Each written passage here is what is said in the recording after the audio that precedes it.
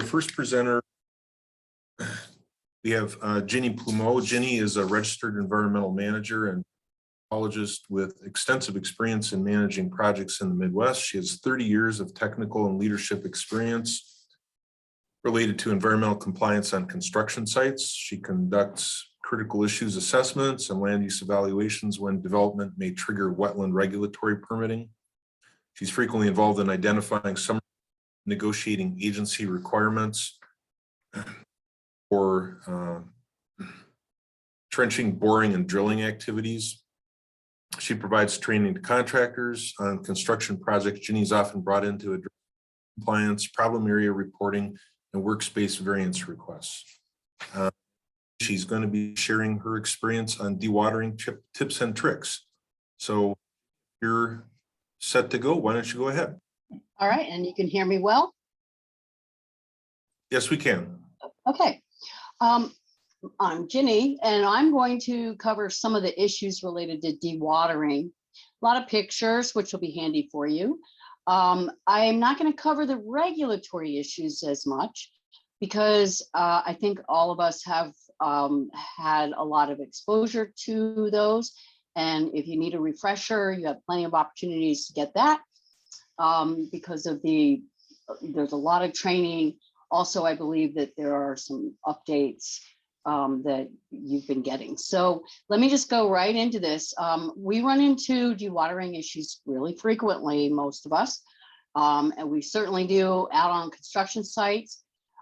Here's a picture on the front here with a hose, and there's a problem with that, and that's because that hose is at the bottom, okay, sucking up whatever mud is sitting in there, and I'll be showing you a variety of pictures like that. Whoop, here we go. Well, it's not advancing. Let's figure out why. If you have two screens, there you go. No, yeah. Oh, here's a couple questions, and these are, I'll put the other one on.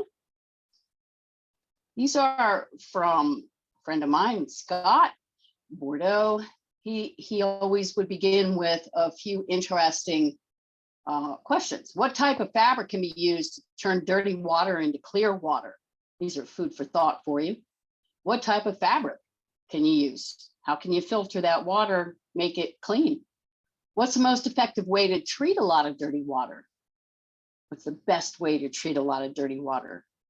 And some of us are familiar with use of polymers. Can you just pop it into a pond, sprinkle it in the pond and get clear water? So we're going to cover a bit of this today. By the way, the best way to treat a lot of dirty water is not to start with dirty water to begin with, okay? To use really effective erosion control methods and keep soil stabilized. That's the best way, because once it starts moving, that's where we come in with, that's where we come in with having to figure out how to dewater. So these will be familiar to you. What are you dewatering? Is it a pit? Is it a trench? Is it temporary? Is it going to be long-term? Because there actually could be different regulations that apply. I'm talking about the routine kind of dewatering that we do under your construction stormwater permit, where there is no contamination issue and you're not dewatering pollutants of concern beyond essentially the sediment that we're trying to handle. We also have to think about soil particle size. That's extremely important, and most of you know exactly what I'm talking about, and I'll show you some photos. How often should you inspect that dewatering activity? Like pretty much all the time, and we'll go through that. Who's in charge of the pump? Do they really know what they're doing, especially if you're using a dewatering bag or if you're near any sensitive resources? If you are going to be using bags, is it appropriately sized? Is it the right kind of bag, the right kind of fabric for, essentially the soils and the activity you're trying to dewater? Do you have any backup plans? Do you have a settling basin made up of straw bales with some fabric? Is it in an upland area? Or are you using a sed trap? Because definitely you need to have a backup plan.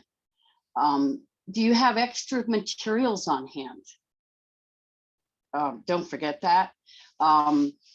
Because if you think you might need to do water, please have extras on hand. Where's your discharge going to go? I'd say that's one of the most important questions. If I'm doing an inspection, it's one of the first places I look, because if it's going off site, you might have a big problem. What if that discharge off site is extremely turbid? You know, how do you handle that?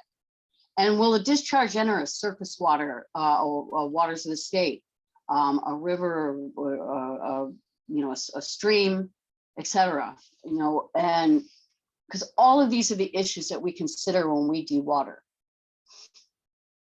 This is frequently the type of setting where I see dewater happening. It happens a lot when there's mass grading before the sediment ponds are finished. It happens a lot if you're doing a fair amount of trenching and pipe installation.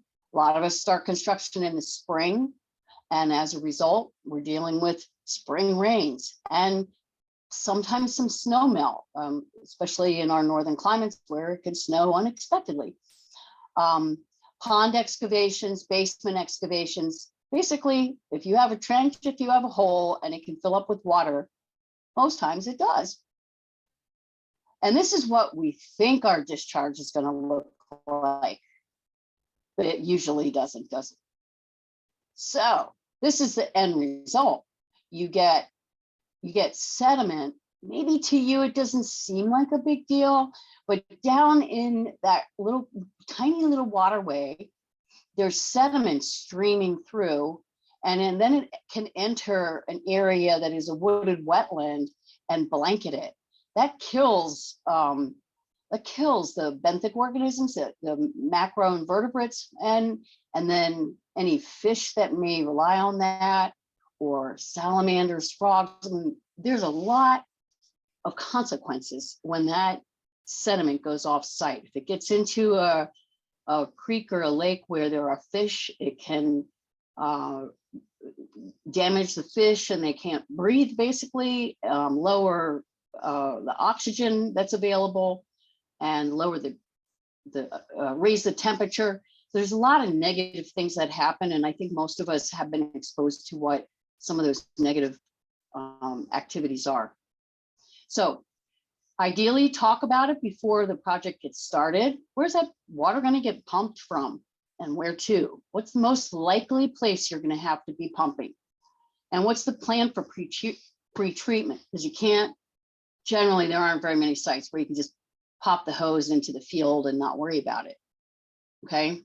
And I want you to think about this. How many construction sites have you been on where there was never any dewatering?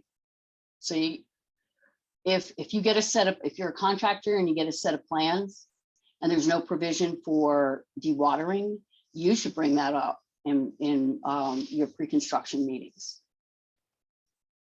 Because this doesn't happen very often, you know, where you have a nice big vegetated buffer and you can dewater into there and it's going to infiltrate and everything's perfect. Okay, you still might have to do a little cleanup if there's a buildup of sediment, but you're not going to be damaging a waterway, surface water. Hey, and for most of us, our construction sites aren't 100 miles long, or, you know, more and more they are multiple thousands of acres. But so massive dewatering activities sometimes occur and they can use a cannon, but that's not as typical around here.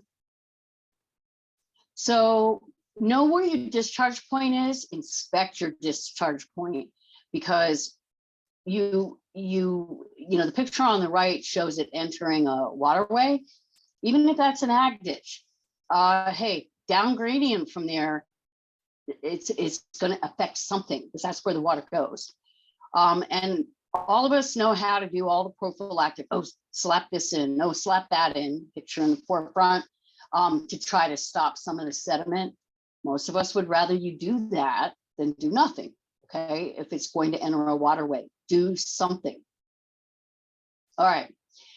So you conclude you need a dewatering bag or some kind of basin. Where's it going to go? Up front, ideally before you start construction, try to figure out where it's going to go. In tight constraints, you may have a settling basin with a bag set up, like the picture on the top. Notice there is a waterway below it. So that means you have to prophylactically be very, very careful about, as that bag is dewatering, yes, there's a buffer there, but it could very easily blow out and run right down that hill, okay? Most of us are aware of this, but I just want to tell you, if you're getting a dewatering bag or you're dealing with the site and you're trying to figure out how you're going to handle sediment, keep in mind that sand particles are a lot bigger than clay particles. You can barely see the little yellow dot here for clay. And if you are selecting dewatering bags and trying to think through what your pumping rates are going to be, make sure that you are thinking about what are the prevalent soils at your site. Because the hardest ones I've ever dealt with are the ones where we're dealing with silts and clays, and it's really hard to capture them sometimes. So this is just a quick, oh, I hate when that does that. Here, can you see that screen okay? I hate when it does that. Hold on, let's go back. All right, so sandy soils, usually you're dealing with larger particles. They can take a lot less time to filter out, and they may be easier to capture sometimes in sediment control devices. We all know that silty clays, silty soils are smaller particles. They're a little more clingy. If they have some clay content, it can kind of coat and block up things, and it can be difficult. And this is for sure, it can be difficult to settle, and we need our sediment particles to settle.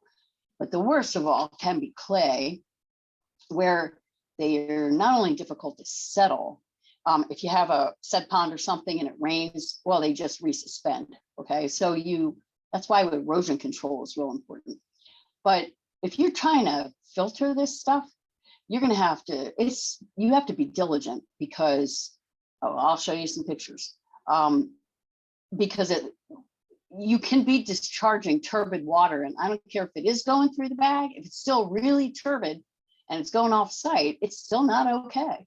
And this is when sometimes, we try to get some polymers involved, because clay, because of the polarity, may respond very well to use of polymers. So dewatering, and on sites I'm on, we frequently do use bags. So that's why I'm kind of concentrating on bags, because I want you to know this is, everybody has the same problem you do. Where the hell do you put the bag? Okay. If you're lucky, the picture on the right, you might have a nice vegetated area. But if you don't, or if there are sensitive resources, you're going to have to line that bag. Okay. I mean, yeah, you're going to have to put it in a settling basin. This is lined with visqueen, which is maybe okay, but it isn't going to help. It's not an additional opportunity for filtering, okay? But I also want to show you that when you are on site and you do have a bag, whether you're the inspector or you're the contractor or you're the DNR, this is like one of the worst case scenarios. Your bag is busted, and now you've got, if there is a waterway nearby, that water's heading off somewhere, okay? Better find out where. But the first thing you need to do is turn off that pump, okay? And solve this problem. This bag is compromised and you can't use it. When you are inspecting, or there's a problem with the bag, definitely take a look at it. Sometimes they do blow, and I'll show you some pictures of that. I hate to say this, but please also keep in mind, they can be cut. And that might be what somebody thinks is a convenient way to have the bag not have to be changed. So watch out for stuff like that.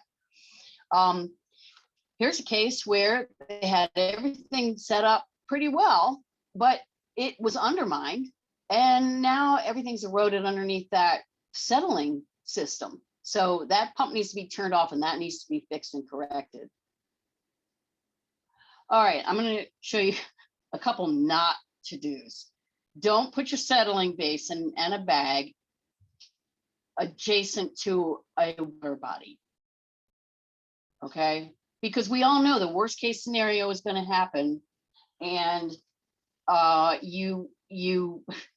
this is just asking for trouble. And do not ever put your bags on a bank like this. I don't know how anybody could get, this is real. This actually happened where the bags were put on the bank. Oh, notice they put them on a sliding board too, because they put this queen underneath of them just to help them slide right into the creek. Here's another not to do. How fast you want to fill up that bag. Notice you got some sand here, so slightly larger particles. But look, the head of that hose is like in the mud. If he thinks that's going to work for dewatering, you got a problem. This bag, it's just a different view. That's pretty full, okay? You either need to push back that, tone back that pump, all right? Because everything's gonna blow out here. By the way, do not allow anybody ever to jump on a bag. Don't ever, because you see this, you see that stake, you see that stake, okay? This is a huge health and safety concern to have somebody jumping on a bag, and I have seen it. You know, they want to dewater it faster. And guess what? If you want to have that pump go, and your flow is excessive and you have no backup plan, look at this, it's right next to a water body, and you're jumping on the damn bag, what do you think is going to happen? So be very cognizant of dewatering activities, because I've seen all kinds of things. And if I did see somebody jumping on a bag over here, and not only was the pump turned off, but they got it off the bag just as it blew up. And you see, and a lot of these stakes essentially shattered. That man would have been very injured. That is a hay bale, okay? So the scale of this was severe. And that could have been completely avoided. And that happened within minutes of me arriving at a site. Okay, polymer use. I'm not going to teach you everything about polymers. I just want to go over it really, really quick. If you've never used them before, make sure you know what you're doing, and please look at the standards, okay? Call up Pete, call up somebody and ask them, how should I do this, okay? Make sure you know what you're doing and get certified. The suppliers are great about helping with providing the right certification, and sometimes the tailgate testing you need to do. But don't be shy about using them, because they can be freaking awesome. You can add, basically, it's a flocculation process where you add a polymer and it coagulates and binds the particles, they clump. But you need to be able to capture that. And that's one advantage of using a bag and polymers, because the bag helps to capture it. Depending on what you're doing, you know, this is like a treatment train here. You've got 3 to 4 different ways to capture sediment here. The most important thing too about use of polymers or flocculants, you got to agitate it, and then you have to collect the floc. So there are ways to add certain polymer. For the most part, it's our vendors and suppliers who are assisting with these types of activities and making sure it's the right polymer and not something that would be toxic to fish. Another absolutely marvelous thing, and I'm not advocating any particular vendor, but I've seen people use dumpsters for dewatering, where they pump into it. Maybe they have a flocculant in the tank. You can rent the tanks. You can buy the tanks. If it's a construction company, why don't you invest in a couple of them? And they make plastic ones too with baffles that also help. And you can put basically flock logs or flock socks and all sorts of things right inside. Again, use the supplier to make sure that it's you're certified for it, or that it's the right material that you're using for the flow. and the right level of agitation and the right ability to capture the flocked material. So for example, here's basically flock sock, here's flock log, so you can see where they're being used, but you see the jute in the forefront, that helps to capture the flocculent, the flocked material. This is not enough agitation for those flock logs to be very effective, but when this is fully operating, it should be. I'll show you a few other. Here's a case where they've been put right into the flow, and basically they've got a said trap device here. So that's okay if it's not directly entering a waterway. Here, you can barely see it, but there is a jute layer all the way down this ditch. We're using the flock log. You can see that in the forefront. Also, obviously, the ditch checks help to capture a lot of the sediment depending on the flow. So this is, again, a treatment train. It's a really good way to do this. If you're in a pickle, and most of us are when we're at the point where we're dewatering and stuff's wide open and we've got mud. But when I say flocculent, this is what I'm talking about. This orangey stuff here, that is probably a clay, and basically it clumps, but you got to capture it. Here's a case where they have a hose. They ran it through a like a trench, man-made trench, with the jute that helps capture it. And this is great because of the agitation with the flock log. Okay, it's just another view. There's all things you can do. Again, Scott Bordeaux and I taught a lot of these classes early on, and so some of these photos are from him. Okay, I'm going to stop at that and see if you have any questions. The Ginny, a couple questions I had were, you had a picture where there was like a PVC injection port at the throat of a bag. Yes. I did, but I couldn't quite figure out how that worked. How do you, when you want to put flock in a bag, what's the best way to add that? Well, there are a couple ways. Okay, so they have a port, and I'm trying to see if I can get back into that. Hold on. Since the water coming in is usually under some pressure, Yeah, so you can how that would install work without it squirting out of the top. Yep, you can install the port, and the port serves. You can add a powder basically, because polyacrylamide is basically a powder type substance, and it can be applied directly right into the bag. Okay, me personally, I wouldn't do that with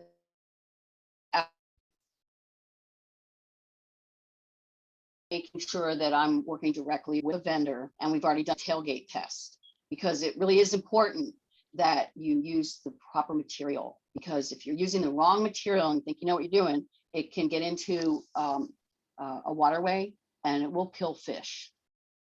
There is a toxicity, so you have to rely on the vendor and the certification, tailgate testing. Keep records of that.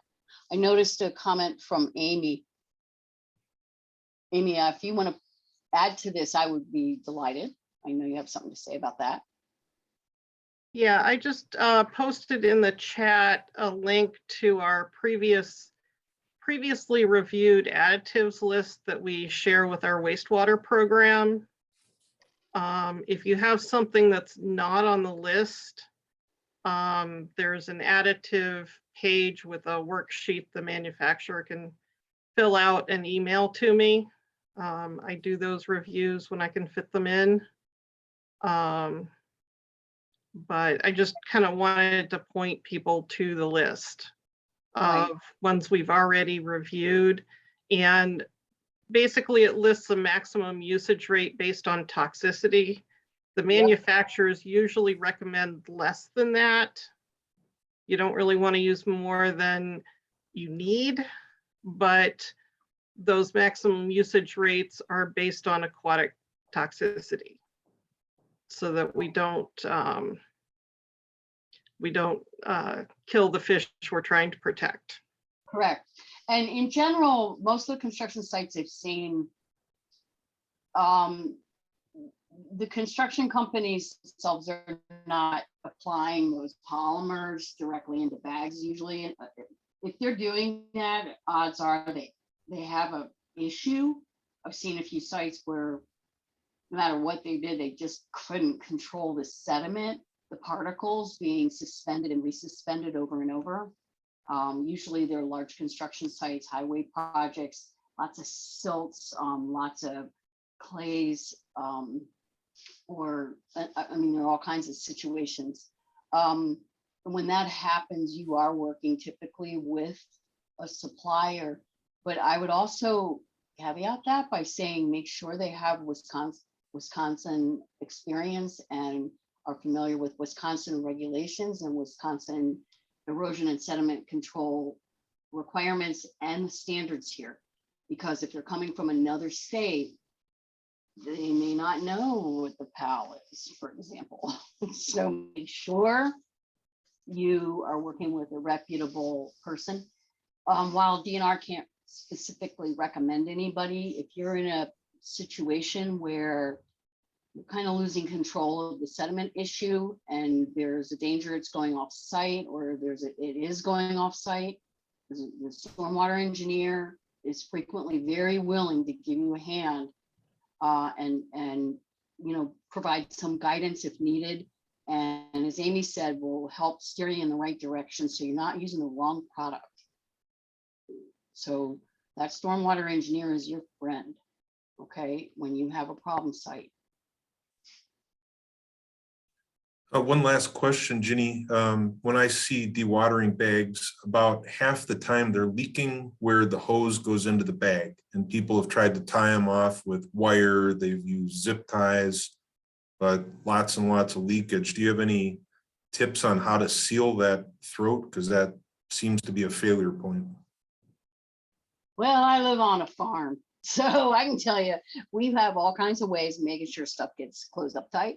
But it's one of the reasons why we tend to use what I'll call the treatment train, why we tend to use a settling basin, why we ideally like to be sure that there's a buffer of some type around us, because that's not the only thing that's going to leak.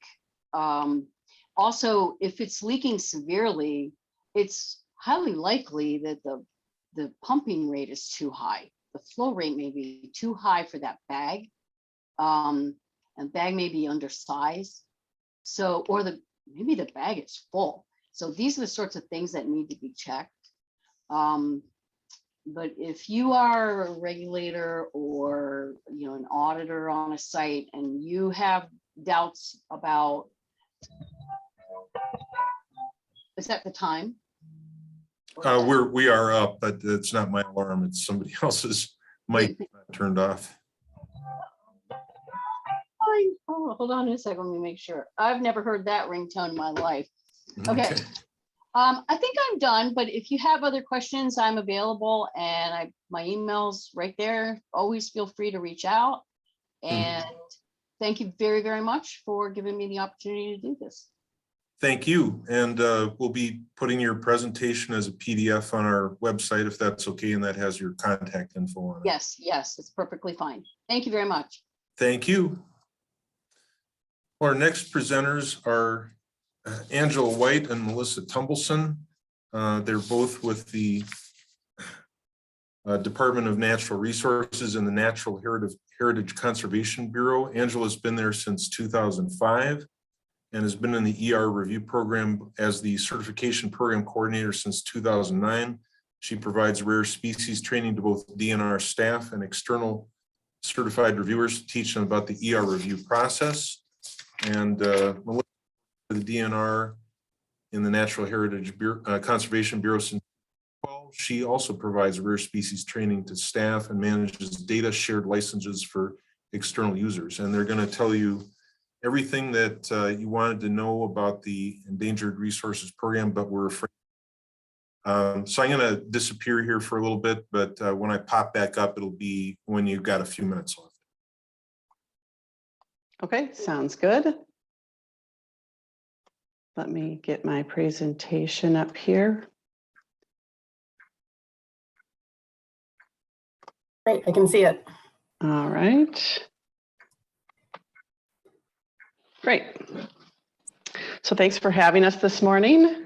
As Leif just said, I'm Melissa Tumbleson. Angela White and I will be presenting this morning. We'll switch off about halfway through. We're both part of the Endangered Resources Review Program within the Bureau of Natural Heritage Conservation at the DNR. And this morning, we are going to cover some background on the Natural Heritage Inventory Program, an overview of our state and federal rare species laws, and then we'll walk you through the process of using our externally facing NHI public portal, and also the steps towards requesting an ER review. And then Angela will also be covering some specific species examples.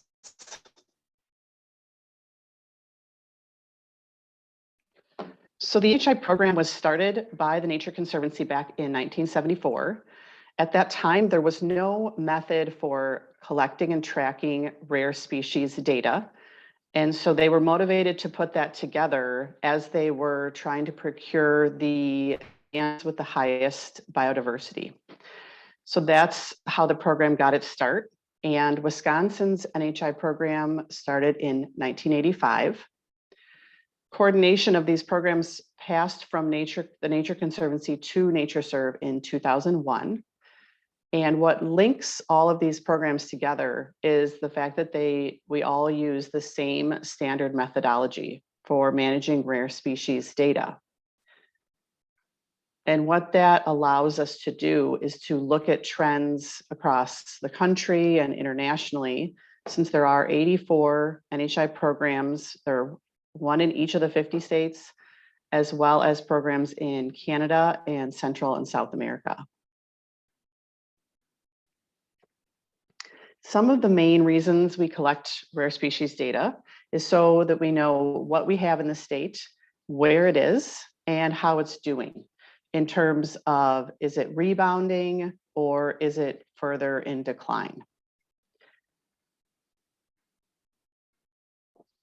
And in terms of where the data is coming from, our older data came from journals and herbarium records, but in recent decades, our data has been coming from biotic inventory efforts conducted by the DNR, as well as surveys done through our citizen-based monitoring programs, of which we have many. To name a few, we have our rare plant monitors, we have our mussel monitoring program, we have our bumblebee brigade. So we really do have a lot of volunteer folks getting us a lot of really good data. And then finally, as you'll see in the lower corner, we have our online form. So anyone who's out and about and sees a rare species can submit that information to us as well. So here's a quick trivia question for you. What percentage of Wisconsin's reptile species are considered at risk? And that could be special concern, threatened, or endangered. So feel free to put your answer in the chat, whether you think that is A, less than half, or B, greater than half of those reptile species. All right, and I'm seeing a lot of, I think unanimously B, and okay, let's just see what okay, there we go. So yes, that is correct. Of our 36 reptile species, 20 of those are considered to be at risk.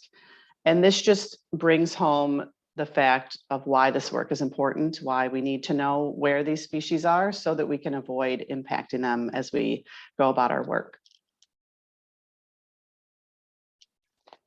So Wisconsin's state endangered species law went into effect in 1972.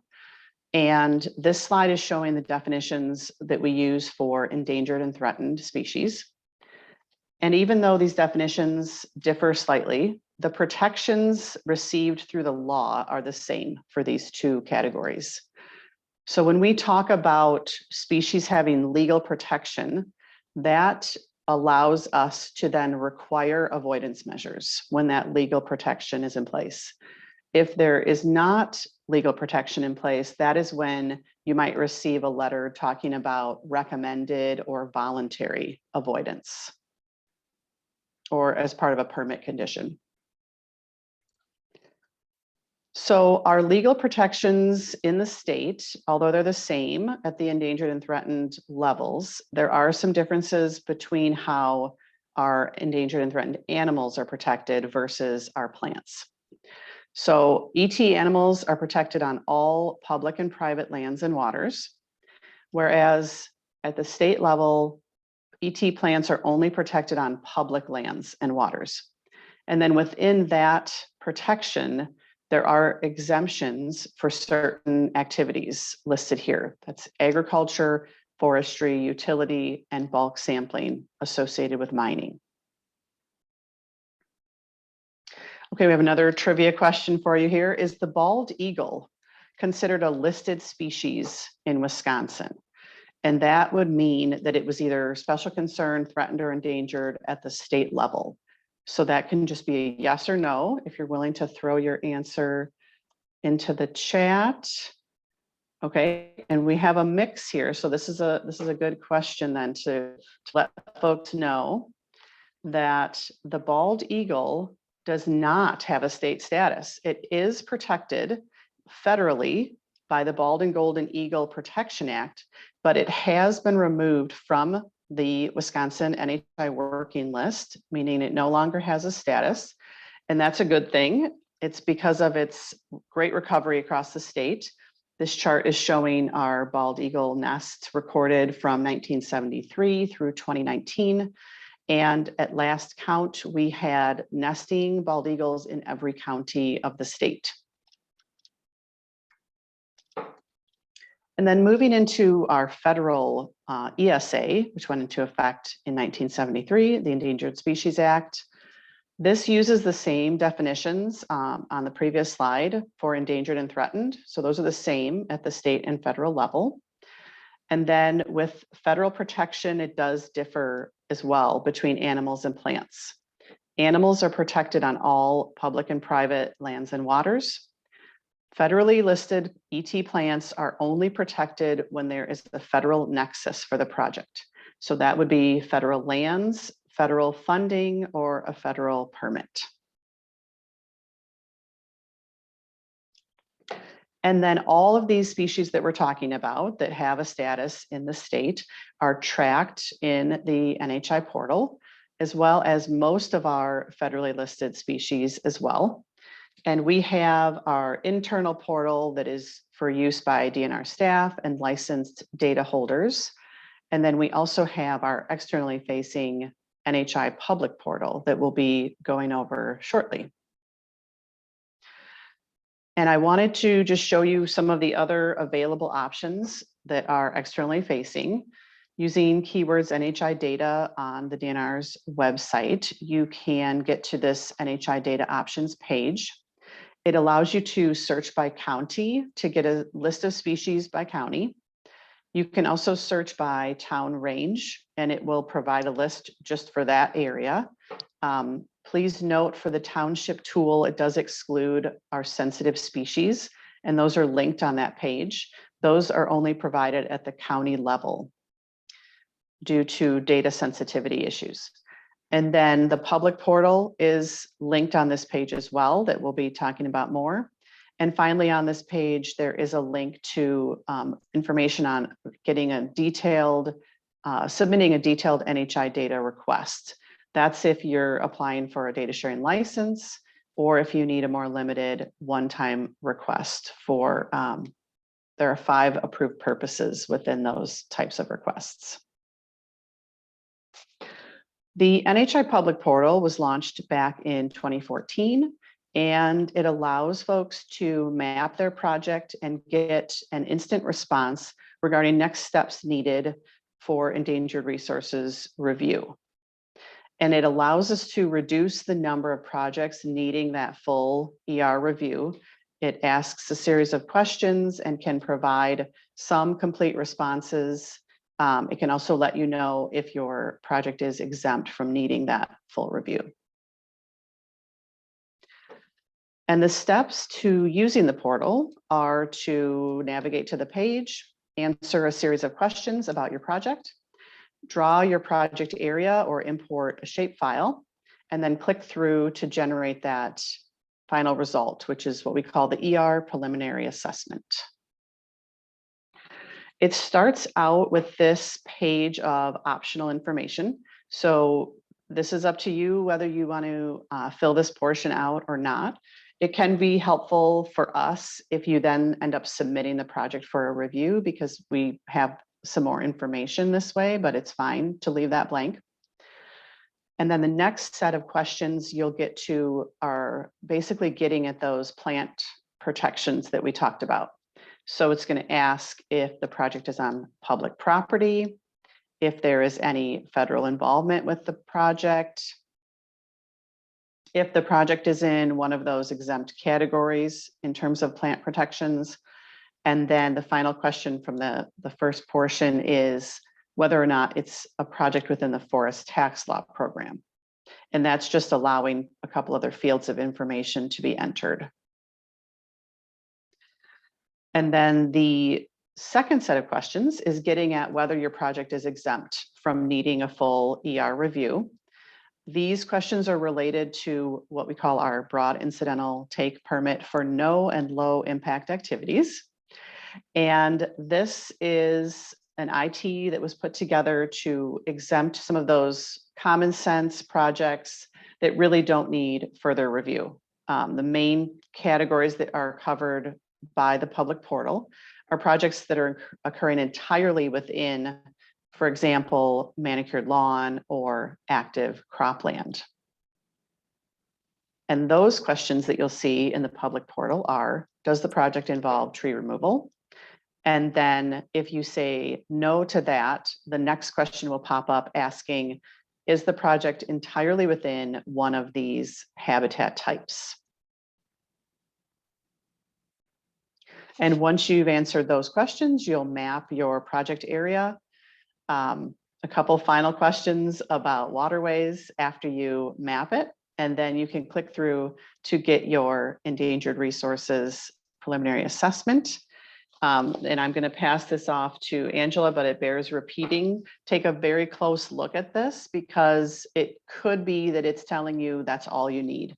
So there are results that will say, and I don't want to get into what Angela's covering, so I'll just say, read it closely. That's our number one takeaway. So I'm going to pass control over to Angela, but let us know if you have any questions on this first portion. Let's see here. All right, great. And so as Melissa mentioned, the final result that you're going to get is this PDF printout, the ER preliminary assessment. So your next steps would be to submit this preliminary assessment with a review request to our program, or if you're getting any other DNR permits, you would be submitting this as well with your other applications. Oh no, Melissa.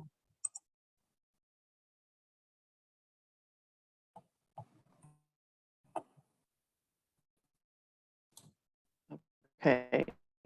It says wait for How do I take okay, now it says you're controlling. Okay. Is that working for you? That's okay. I can bring it up on my side maybe. Okay. Sorry, everyone. We'll just do a quick switcheroo here. Okay, I'm going to stop share. Okay.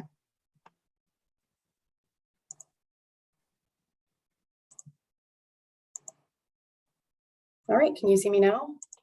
Yes. Okay.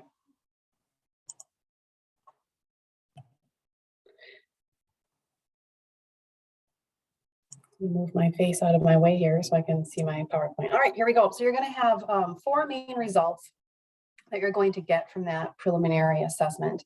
And we outline on that main public portal page where you log in to the public portal, we have in extreme detail what each of the different results mean.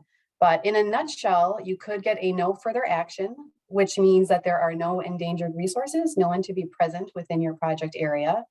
You could have a recommended, so perhaps you only have special concern species or natural communities. You could have a result with a follow-up action like Melissa mentioned. And so that will just provide you with next steps. And so, for example, we could point you for the Eagle to the U.S. Fish and Wildlife Service website. We could outline steps for the rusty patch bumblebee if you overlap the high potential zone. Or if you're near a waterway, we could be asking you to implement erosion control measures. And so if you can do those steps that we're asking you to do, you don't need to submit a formal ER review request. And then lastly, if you get what we call a required response, that means that you have either an endangered or threatened animal, or perhaps you have an endangered or threatened plant, for example, on public land. And that's when you take the next steps to submit a review request to our program. So here's the direct link, or off the main DNR webpage, the keywords ER review will help you find our page. And we walk you through the steps of checking table 1 of the broad incidental take permit for no low impact activities. We point you to the public portal. And if you don't get booted out through either of those two, then you would be submitting a standard ER review request. You can also submit a request through a certified reviewer. We have roughly 110 right now that are currently active. And so these are individuals that are a part of consulting companies and utility companies. And they can write that review for you and they send it to me and my colleague, Stacy Rowe, and then we sign off on it. It's a quicker process than the standard ER review process. So what is an endangered resource review? We're assuming that you understand our lingo. We use a lot of specific language in our ER review program. So let me explain what it is. An ER review is a mechanism to ensure compliance with Wisconsin's endangered species law and the Federal Endangered Species Act that Melissa just through. And so the result is a letter, and that letter is going to list any endangered resources that have been recorded within 2 miles of your project area. So here's just a flow chart of that process. I'm a visual person, so I think that this helps. So you have your proposed project. You ask us for an ER review. If there's no impacts, endangered resource impacts, the project proceeds. If there's possibly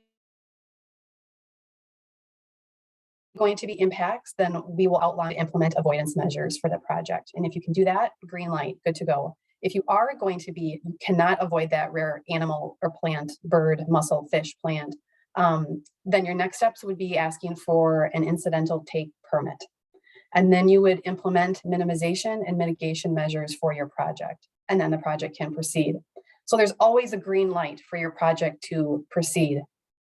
So the big takeaway is that projects proceed with proper planning. Timing is really everything. If you request your review early in the planning process, what it's going to do is it's going to prevent surprises, like having any delays due to needing species surveys to prove presence or absence of any species that may show up, or perhaps missing the window to install exclusion fencing for turtles and snakes that may be present in your project area.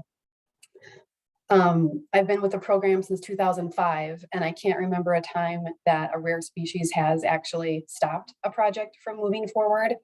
I think the ER program maybe has gotten a rap for stopping projects, but that's not the case. Maybe it's just delayed, but that is probably because a project didn't find out about rare species until a week or a month right before the project was going to start. And then you have this delay of proving presence or absence. So species by the numbers, I thought this was just helpful to kind of give you an idea of what we're talking about when we tell you about our NHI portal. So I did some research here and generated some numbers. 978 is the number of elements that we track on our NHI working list. So what is that list? It's a list of species that we are tracking. So there's special concern, endangered, threatened, natural communities. It's a list of animals, plants, natural communities and natural features, including bird rookeries, migratory bird concentration site, herp and bat hibernacula. And so on that working list of that 978, 777 is the number of elements for which there is at least one occurrence in our NHI database. So now that you know some basic numbers about what our Bureau is tracking throughout the state, what's the number of elements that you think are in our NHI portal database? Feel free to type it into the chat. There's not a wrong answer. And I've asked this question at every one of our trainings and we get really low and extremely high.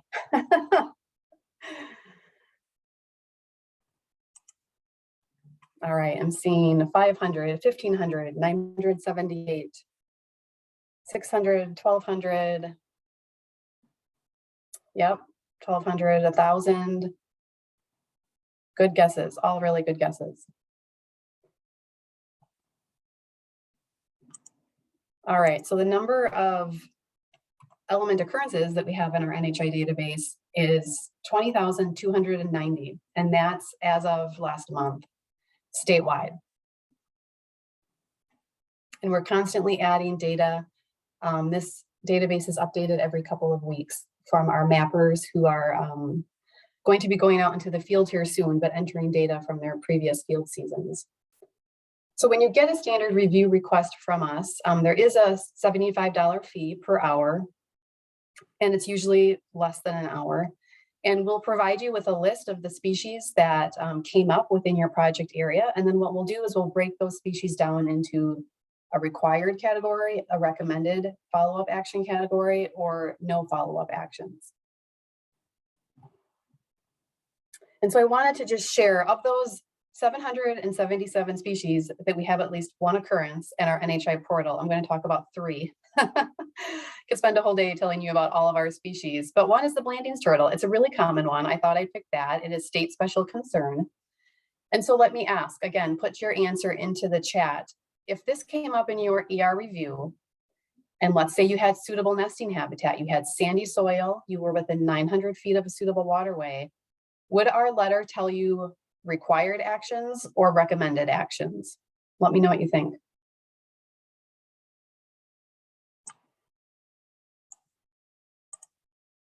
Recommended, recommended. Yay, hey, good job, everyone. A+.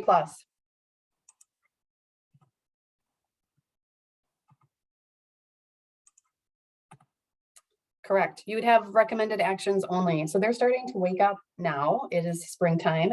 And we have a calendar. I'm not going to toggle to open up our website where we have a list of all of our herp species that we have in the NHI portal. And we're letting you know throughout the state if they're actively waking up from their hibernation and coming up into the upland. And so for species like the Blanding's turtle, time of year planning is really, really important because they use different habitat for nesting, foraging, and overwintering. And all of those habitats have different time periods in which they use them. So again, another visual for you. So pretend there's a turtle in a suitable waterway, and know that the females are going to come up into the upland within 900 feet, starting May 20th through July 5th. And then those hatchlings emerge August 7th through October 15th. And so recommendations that we might have for your project is to install fencing. If you install fencing prior to nesting, then the project can obviously move forward because the turtles are going to be unable to lay eggs. Time of year, perhaps you can work and do your project in the upland while the turtles are in the waterway overwintering. Or if you can't implement those, then we ask that you simply do a walkthrough prior to groundwork. And what this will do is it will allow you to pick up any that might be in the project area, and then you can relocate them. So another common species for you, I know a lot of you are from southeastern Wisconsin, is we have the Butler's garter snake, also a state special concern species. Again, you would have recommended actions. This species prefers almost any open or semi-open canopy wetland habitat and adjacent open and semi-open canopy upland habitat. So this includes prairies, old fields, and weedy vacant lots, kind of like where you would mostly be doing your projects, right? In these abandoned areas. And so again, time of year and fencing, so they are present year round in wetlands. And so impacts should be limited to wetlands year round, but then for the uplands, maybe conducting work between November 16th and March 4th, when the snakes are overwintering in the wetlands is a possibility. So that's what we mean when say time of year. And so these are applied to any and all species that may have suitable habitat that your project may be implementing.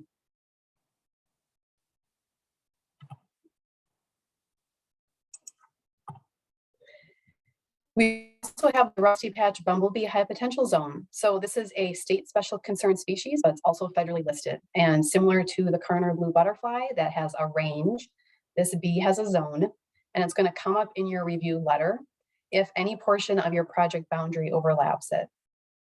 We also have element occurrences, as I just mentioned. And so we have some for the bee itself.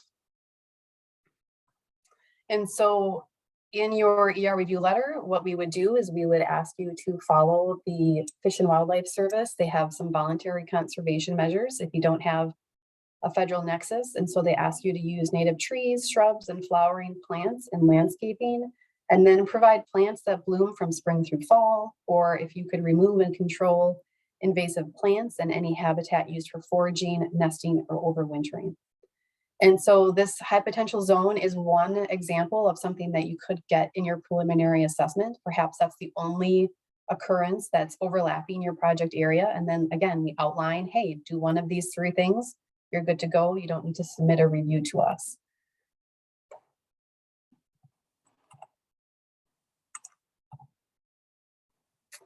So if you ever have questions, you can of course reach out to Melissa and I directly, but we do have a general ER review inbox, and Melissa and I check that every day. We always get back to you same day, if not the next. So feel free to reach out with any questions. And if you have any, that's the end. So if you guys have any questions, let us know. Can you explain the difference between the three categories? I believe it was special concern, endangered, and I'm drawing a blank on the third one. Oh, threatened. Melissa, do you want to take that one? Sure. Yeah. So those are categories of protection that are looked at by our species experts when we do list revisions. And we're actually going to be kicking off our next list revision effort later this year. And at that time, the species experts will be taking a look at all of our rare state species, and there are a lot of calculations that go into that. So it depends on the viability of the species, how many confirmed records we have. Again, looking at those trends of how the species is doing, is it rebounding, is it becoming more rare? And then the species expert teams run calculations and determine where the species falls in terms of special concern, is the least rare of the rare, and then threatened is next, and endangered is the most at peril. Okay. Question from the audience. Can you specify if public land refers to just state-owned or if that also includes town, village, city? It does include town, village, city. Correct. Yep. Is there a plan for the soon-to-be federally listed northern long-eared bat? That's a very loaded question. We currently have a 4D rule in place for the northern long-eared bat. It is going to become federally endangered here soon, and it's complicated. Melissa, do you have a good answer? I don't quite know if we know what those restrictions are going to be yet. It's definitely in process. The 4D rule will no longer apply once the endangered status goes into effect. And there are a lot of things in the works right now. So that's, nothing's been finalized. Okay. Well, that was it for questions. So I guess to keep things on schedule, I'll say thank you very much for presenting. Thanks for having us. Thanks for having us. Okay. Hope you have a great rest of your day. Thanks, you too. Thanks. Bye-bye. The next presenter is Kelsey Gatone. Hoping I'm pronouncing that right. Kelsey is a project engineer and certified floodplain manager with Strand Associates in Madison. She received her Bachelor of Science degree from the University of Iowa and is now based in Strand's Joliet, Illinois office, where she primarily helps clients with stormwater management, planning, and permitting. As an avid user of the DuPage River corridor, whether it be biking, birdwatching, or fishing, Kelsey is excited to showcase how the city of Naperville's interceptor and streambank stabilization project protects critical city infrastructure while managing recreational and environmental impacts. And she's got a lot of material, so I'm going to let her get started with it. So when you see me pop back up, that'll mean you're running. Okay, perfect. Thank you very much, Lee. And hi, everybody. Give me just one moment to share my screen and then get the presentation going.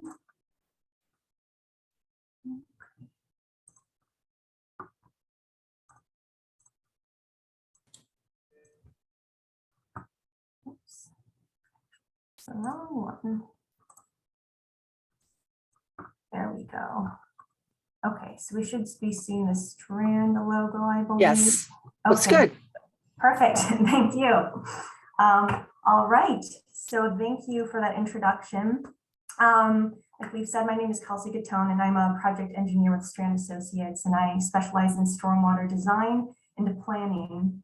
And I'm here to showcase the City of Naperville's South Central Interceptor Stabilization Project. I am based in our Joliet, Illinois office, so this is an Illinois project. So just to give you a little bit of background before getting started. Now, this project provided the city with a great opportunity to address not only unique and critical circumstances that were threatening its interceptor sewer, but it also provided much needed bank stabilization and restoration along this urban waterway. So just for some background, the City of Naperville's South Central Interceptor Sewer, it was built in 1971. The segment of the sewer that was part of this project is a 36 to 42 inch diameter reinforced concrete pipe that was installed at very shallow depths along the left descending bank of the west branch of the DuPage River. So it's in very close proximity to the water's edge. Now, due to the river's urbanized watershed, water levels and velocities rise and fall quickly in response to rainfall, which has led to significant bank erosion threatening the interceptor sewer. In 2015, the city began to study the relationship between the interceptor sewer and the river to identify a sustainable program to stabilize and protect this valuable public infrastructure. So just to give you a little outline, I'm going to start with a brief introduction of the City of Naperville and its relationship with the West Branch of the DuPage River. Then we'll have a bit of a history lesson in the purpose and development of the South Central Interceptor Sewer. And then we'll move into where our project really begins with the river and interceptor corridor evaluations. Then finally, I have some photos from stage 1 of the project, which was constructed in the summer of 2020, and it's currently in its restoration and monitoring phase. So the City of Naperville, it's located about 28 miles south of Chicago, and it straddles both DuPage and Will counties. It covers approximately 38 square miles and has a population of 148,000 people. It consistently ranks as one of the top communities in the nation to live. And I have lived there for a few years and can attest it's quite a nice city. Naperville was founded in 1831, and it is the oldest settlement in DuPage County. In fact, portions of the original settlement still exist today. You can see in this photo here, the Naper settlement still has historic buildings from, I think, about like 30 different structures from historic Naperville. Interestingly, though, Naperville has seen most of its growth since the 1970s, with over 87% of its residential housing built after 1970. This also corresponds to the population growth of DuPage County, which is the watershed for the West Branch of the DuPage River, and where our project really begins. So this is an aerial for the City of Naperville around 1936, when it had a population of only about 5,200 people. You can see the West Branch of the DuPage River winding north to south through the city. And the figure also provides some landmarks of major roadways in the city, such as Washington Street, Hobson Road, and Gardner Avenue. And these provide reference points of comparison for the next figure, because in contrast, this is an aerial of Naperville taken in 2020 with a population of about 148,000 people. You can see the significant development that has taken place along the river and in this watershed. So over the past 50 years, the population growth in DuPage County and Naperville has changed the character of this river. As noted earlier, river levels rise and fall very quickly over a much greater depth, and the flow velocities and scour energy have increased significantly. This has led to some significant bank erosion and continual creeping of the river, taking away more and more of the riverbank. But what was more critical to the city of Naperville, however, was how the changing river was impacting the interceptor sewer. And you can see in several locations, the interceptor has actually become exposed and is threatened by the river. This exhibit shows the overall wastewater service area managed by the city of Naperville. The city of Naperville owns and operates the Springbrook Wastewater Treatment Plant, which is located almost at the southern part of the city.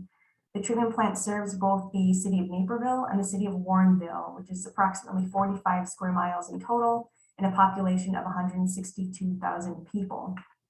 The city's conveyance system includes 22 sanitary pumping stations and approximately 510 miles of sanitary sewer up to 60 inches in diameter.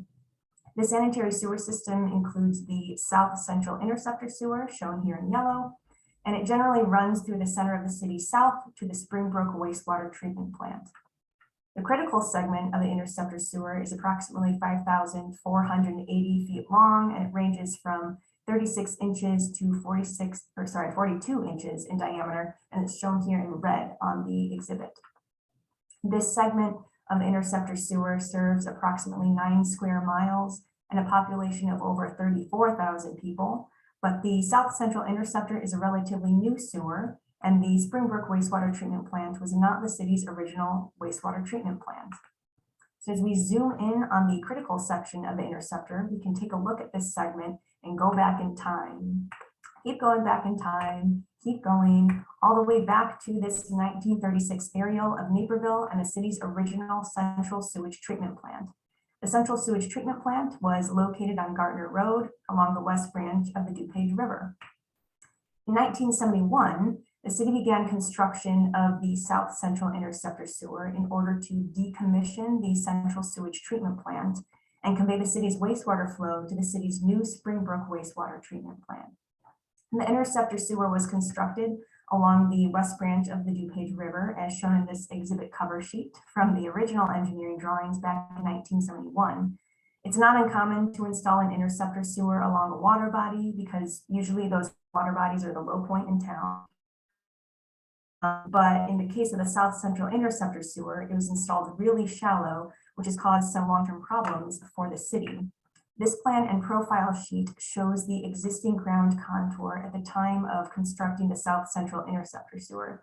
Now, the problem with the interceptor sewer is that the sewer was installed with the crown of the pipe higher than the existing ground elevation. And you can see here the ground elevations highlighted in green. This circumstances can be seen in a number of locations along the interceptor route, such as shown here. It's like a berm over the top of the interceptor sewer that is cutting off the upland watershed from the river. And in some locations, you can really see where the upland watershed has scoured over the top of the pipe and has exposed it. So at the beginning of design, the engineers recognized that this was a concern because some of the watersheds were fairly large and somehow needed to get to the river. So inlets were installed on the upland side of the sanitary sewer, generally at the low points, and at those low points, depressed storm sewers were installed to convey upland flow to the river. Now, many of these inlets and depressed storm sewers were installed on private property, and in some cases, the property owners didn't know they existed, so they weren't properly maintained. And you can see this one is completely silted in. Another concern at the time of design were the minor creeks and tributaries that needed to be conveyed to the river. So similar to this location, the pipe had to span this tributary area, and where they had these locations, they constructed the sewer on piers, essentially creating a pipe bridge over the tributary. This was the most significant pipe bridge along the project corridor, You can see the pipe supported by the concrete piers, and then there's a lot of large debris underneath that pipe. This one actually appears to be supported by a concrete slab. The project began with a comprehensive river corridor evaluation. That evaluation started with a desktop survey and gathering of the history and development of the interceptor sewer. That's what I just discussed. And then a property owner investigation was also performed to identify the land ownership along the route. Property owners include the Naperville Park District in yellow, the Forest Preserve District of DuPage County in green, the City of Naperville in blue, and then there were various other private residences. The interceptor sewer is installed in a 20-foot wide easement that runs through all of these properties. And a really important part of this project and the planning of various alternatives were the several meetings and formal presentations made to the Forest Preserve District, the Park District, and to the general public. These meetings were key to reach agreements between the city and agencies in concurrence with the homeowners. Another important aspect of the project was the detailed wetland and existing vegetation study that was performed along the entire reach. A field delineation was performed, and it became a critical part of the permitting aspect of the project, primarily with DuPage County. Final permitting included requirements for native planting, restoration, wetland restoration, and permanent wetland mitigation fees. Some of the proposed improvements were not recognized as restoring of existing wetlands, so mitigation fees had to be paid. However, we did agree to a 5-year monitoring period in which the city can evaluate and work on the wetland area just to try to get wetland mitigation credit. In addition to the desktop evaluation, a comprehensive field evaluation of the entire river corridor was performed to identify the severity of bank erosion on a scale of 1 to 5, with 1 being the least severe to 5 being the most severe. It was decided that segments of the riverbank that scored 3 or higher would be restored. And it was also decided that areas that scored as 2 that were adjacent to the higher erosion areas or in areas of other problems would also be restored. So these photos here show just a little bit of the slight erosion. This was maybe more of a 2. Then we move more into moderate to more severe between a 3 to 3.5. It was also recognized that there were locations of severe to very severe erosion along this corridor, similar to the locations where the interceptor is being exposed along the riverbank, or just where the riverbank continues to erode back. We're able to visit the project site in all different conditions to document all of the different erosion. In these locations, a vegetated boulder revetment system was employed. This is where large stone boulders were used to stabilize the bank, and between those boulders, we returned to topsoil and installed plugs and native plantings just to try to get the vegetation to grow back up into the deeper rooted plants to help stabilize the banks. There were also locations in the backyards of some of these homes where there was significant bank erosion. Now, most of these backyards were turf grass, and that shallow rooted system isn't able to hold on to the soils and hold back the river.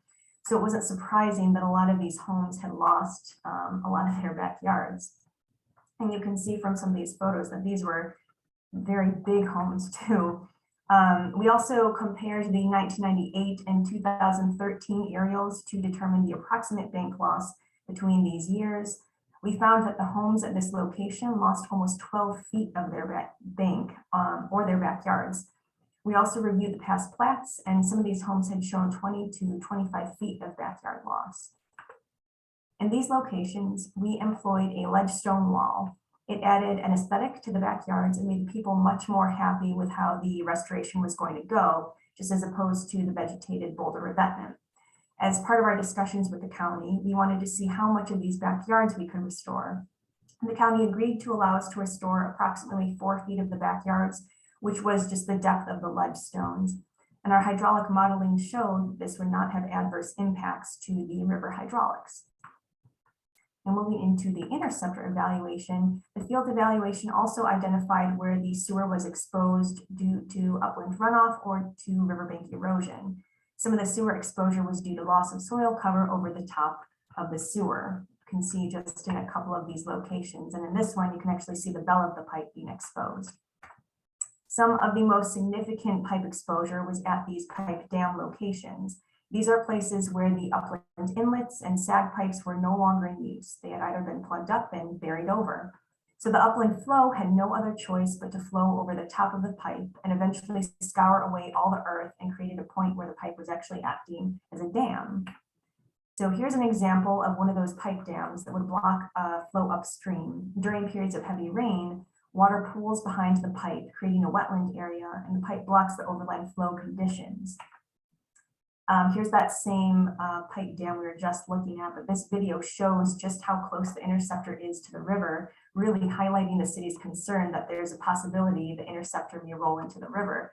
And you'll note these vertical pipes that were kind of placed. That was the city's attempt at stabilizing the pipe, but of course they wanted something a little bit more permanent.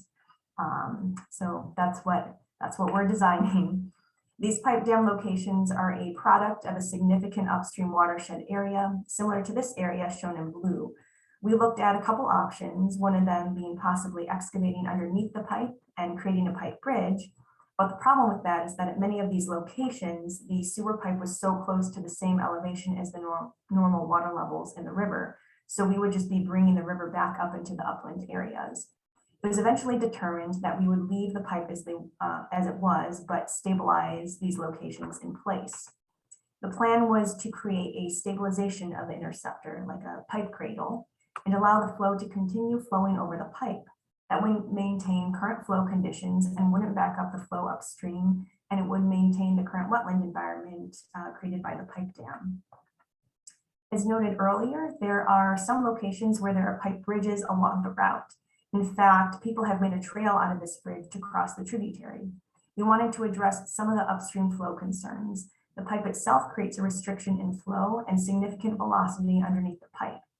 And there's also this buildup of debris upstream, which could put a lot of pressure on the pipe, certainly during high flow events. And we understand that the 10-year flood event is actually above the top of this pipe. And when those flood waters drain out, they can create a lot of flow velocity and a significant amount of force on the pipe. Here's a video of that same interceptor being used as a pedestrian bridge. And we wouldn't want to take this away from local hikers because it provides a main thoroughfare along the riverbank. You can see too on the up and downstream sides where the people have actually walked and really created this hiking path. This exhibit shows just how large the upstream tributary watershed is to the pipe bridge and the significant amount of flow that can come through this location. This exhibit shows the plan view of the interceptor sewer as it crosses over the tributary. And to address the high flow velocities and scour energy underneath the interceptor sewer, we decided to go with a wire connecting articulating concrete block. Then the run in and run out sections and the sidewalls of this tributary area were designed to be stabilized with riprap tied into the vegetated boulder abutment along the riverbank. Then to protect the pipe from the upland debris, the large branches and logs, we designed these vertical concrete piles. Seen here in the profile view, these vertical concrete piles provide protection to the pipe as that debris is carried downstream and allows the velocity of the pipe, the velocity of the flow underneath the pipe to continue down the river. Now, maintenance will still be required as the city will have to go in and clean out any debris caught in the piles, but the city does have a good intern program for the summer. Moving into construction of stage 1, the construction was separated into stages just to limit the area of disturbance along the corridor. Stage 1 began in June of 2020 and was completed in September of 2020. Stage 2, which encompasses the north end of the project corridor, will begin in 2022. The project was imperative to public safety since the purpose was to protect a major piece of city infrastructure, and the city approved additional areas of riverbank erosion as a good faith effort to the various property owners along the river corridor, especially those that had lost nearly 12 feet of their backyards to the river. So just to begin, the contractor provided laydown and tracking mats at the access point. This picture shows Gardner Road. Here's some more of those tracking mats just placed along the river. And we really tried to limit the area of disturbance along the corridor, just to limit the amount of restoration that would be needed, but also just not to disturb more than what was really necessary. For the pipe dams, we started by uncovering them. And then excavating out the pipe dams, we placed the formwork for them, and then the concrete and end sections were poured in place. The upstream and downstream run in and run out areas were filled with riprap to stabilize the natural overland flow path. And then the area around the pipe dam was restored. We placed turf reinforcement mat, that's that burlap mat, and then we had erosion control mat, and you can actually see some of the restoration starting to come through. This pipe dam actually happened to be on property lines, and the property owners required us to put the fence back, which seemed a bit contrary to what we wanted to do. But in the end, that was the agreement, so we put the fence back. The vegetative boulder revetment was used along a significant portion of the corridor, and we even had local inspectors out there to make sure that the work was being done correctly. This outside bend along the river was one of the primary vegetative boulder revetment locations. And if you recall, part of our design was to pack in the boulder revetment with topsoil and then to replant it with native grass seeding, with the attempt of trying to get that vegetation to grow back in and stabilize the bank. So this is after 1 month. The vegetation is actually coming along really well. And then this photo was taken in October of that same year. So it's really been starting to establish. This is that same outside bend, just taken from a different direction. And you might notice that there's some of these rock veins that are extending out into the river. That was to create an eddy, forcing the flow velocity and scour energy back out into the river, just as opposed to scouring the bank of the river. So here's the same picture just shown with some of the restoration coming in. For the ledgestone wall, this treatment was used along the backside of the properties who had experienced significant backyard loss. We had started with the thought of using prefabricated stone, but ultimately decided to go with cut stone. These cut stones were very big and very heavy, and they therefore provided a lot of vertical stability. They were placed on top of a 3-inch stone base. You can see here some of the contractors' means and methods. And then they generally went up 2 to 3 layers of block just to match the existing grade. Backsides were backfilled and the ground was restored. We got a lot of compliments back from the residents on this restoration, which was a much more naturalized stone wall. And we spent a lot of time working with the residents, making sure they were okay with the plan. And it was a bit disappointing at the end of the project when all 3 of the property owners put their homes on the market. Just a few more slides here. There were some local storm sewers that were tributary to the river. This is actually a storm sewer that goes out underneath the interceptor, and some of the suppressed storm sewers that still worked. But it had a tendency to blow out during heavy storm events and creating this erosion over the top of the pipe. So we had some spot stabilization work to complete in these backyards just to address these storm sewer overflows and provide a stabilized path to the river. And then lastly, tree removal was important along the corridor because one of the reasons why the bank was having such a hard time stabilizing was that the vegetation couldn't grow underneath the tree canopy. The canopy was blocking the sunlight. So it was necessary for us to clear out the canopy and some of the trees, just to allow that vegetation to grow back in. And you can see one of the trees here being used as a fish habitat. And eventually that tied back into the vegetative boulder revetment and then the ledgestone wall treatment. So since construction, a resurgence in wildlife has been enjoyed by the area residents, including great blue herons, egrets, orioles, red-winged blackbirds, muskrats, and of course, the ever-curious deer. I did want to provide a little update on how our restoration and monitoring is coming along. Like I mentioned, we're in a 5-year restoration monitoring phase. And our first year of reporting was completed in 2021. So just to give you a little bit of an update on that, our intent was to receive some mitigation credit with DuPage County. And so we worked hard with them to develop these performance standards that had to be met at the end of each year.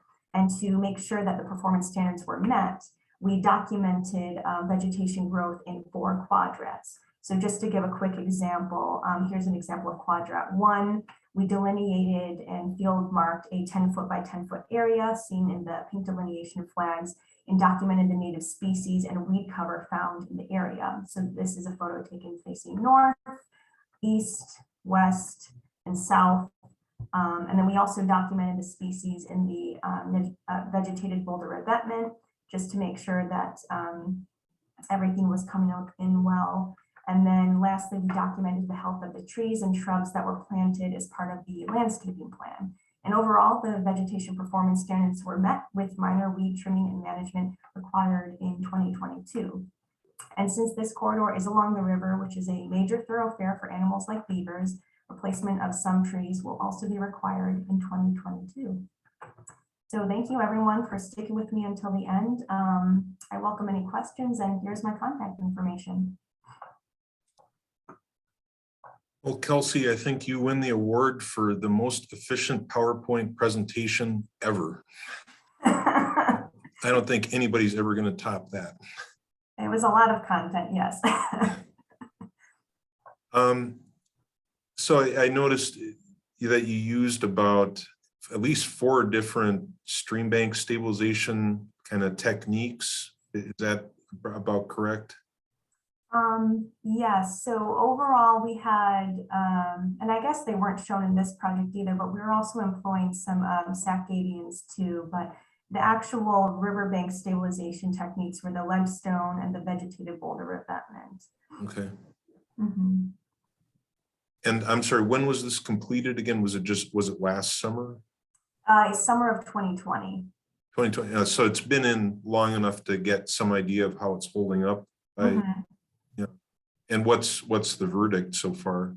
So far, it's holding up. We've had, I mean, this is also a very flashy river corridor. As I mentioned, it's along an urban waterway, so the water levels rise and fall quickly, but all of the stabilization measures have been holding up well.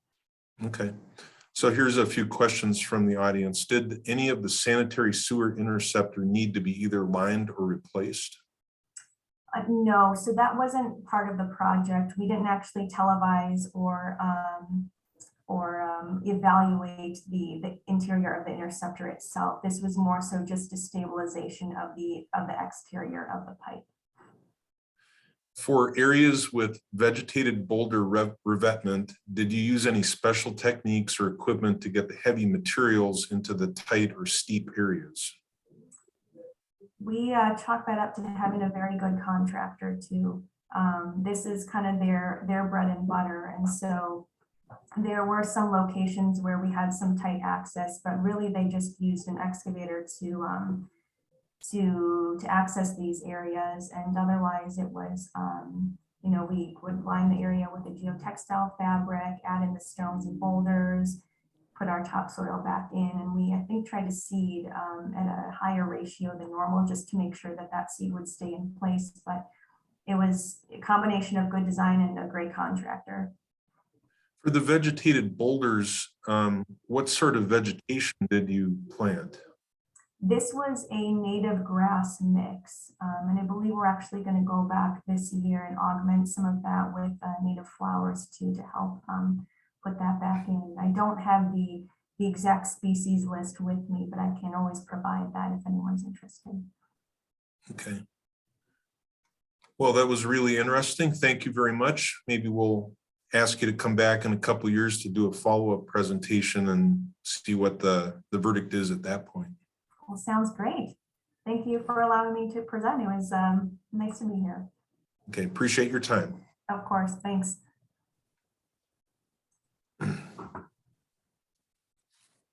So the next presenter is Adrienne Cizik. Adrienne earned her PhD studying regenerative stormwater conveyances at North Carolina State University, working alongside the NC State Extension state and local water quality regulators and engineering design firms. Adrienne's history involves designing innovative and integrated approaches to wastewater, gray water, stormwater, and rainwater collection, treatment, and reuse, including managing the installation of systems, permitting, and outreach through workshops and training. Adrienne's role at Stormwater Solutions Engineering involves green infrastructure design and community engagement, as well as floodplain modeling, stormwater management plans, permitting, grant applications, and culvert design. Adrienne also teaches at UWM School of Continuing Education. And she's going to talk about a green infrastructure project that she did for the Milwaukee Public Library. So I'm going to disappear. I'll pop back up when you have a couple minutes left. Thank you, Leif. As Leif mentioned, I'm going to talk to you guys today about a project we did with the Milwaukee Public Library. But I'm going to start off with trying to figure out how to advance my screen. Hold on one moment. Okay. Just so with our company mission statement, which is to improve the built and natural environments within communities through sustainable engineering and design. And the reason why I'm bringing this up is because we approach projects as a company, such as the library, thinking about how our civil infrastructure impacts the environment, but also how our environment, we can learn things from the environment to help improve our civil infrastructure so they can work, they can cohabitate essentially is our goal. So I'm going to talk to you guys today about, this is basically the outline, services of our team, a little bit of the project background, green infrastructure. We'll jump into the project design and construction then, and then the project budget and funding, and then I'll give a brief summary of the project. Stormwater Solutions Engineering is a specialized civil engineering design firm. So we focus on water quality, drainage design, integrated site design, and flood management. We provide a variety of services. We also serve a variety of clients, including municipalities, private clients, commercial, residential, environmental organizations. We do the traditional stormwater engineering, such as culvert crossings and ponds, things that we've been seeing for many, many years. But recently, approximately 80% of our projects have involved some aspect of green infrastructure, which sort of leads us to the Milwaukee Public Libraries. We have a relatively small team here. We're 9 strong, and we are looking for a marketing assistant. If anybody, you don't have to wear sunglasses to work or anything like that, but if anybody is interested. So the Milwaukee Public Libraries, we had a great project team. Jennifer Meyer Stearns at the library she was great to work with. And notice that my name is not Cassandra. So Cassandra from our office, she managed the project from basically end of design through construction. I was on the project team as well, but Cassandra is on maternity leave, so I'm stepping in. So if I can't answer any of your questions, I will definitely reach out to her and get back to you guys. But I'm hoping that I can address the questions that you guys have. We also worked closely with R.A. Smith, with Tom Mortensen, and Staff Electric. In terms of project schedule, and from 2018 to 2019, we did the concept design and then the engineering. In 2019, we applied for, once we had a sort of a concept established, we applied for grants to help fund the projects. In fall 2019, we put the project out to bid, and through 2020 and 2021, the project was constructed. I'm going to try to figure out how to move my, sorry, I see myself in the way. Okay, so the Milwaukee, we actually did 5 branches of the Milwaukee Public Libraries, which is quite a few. Milwaukee Public Libraries, I believe, have 7 standalone branches. So we did quite a few of the bulk of their branches. How the project started was that the Department of Justice identified needs for ADA accessibility updates at the branches. And the libraries decided to use this as an opportunity to make other updates to their branches as well that had come up.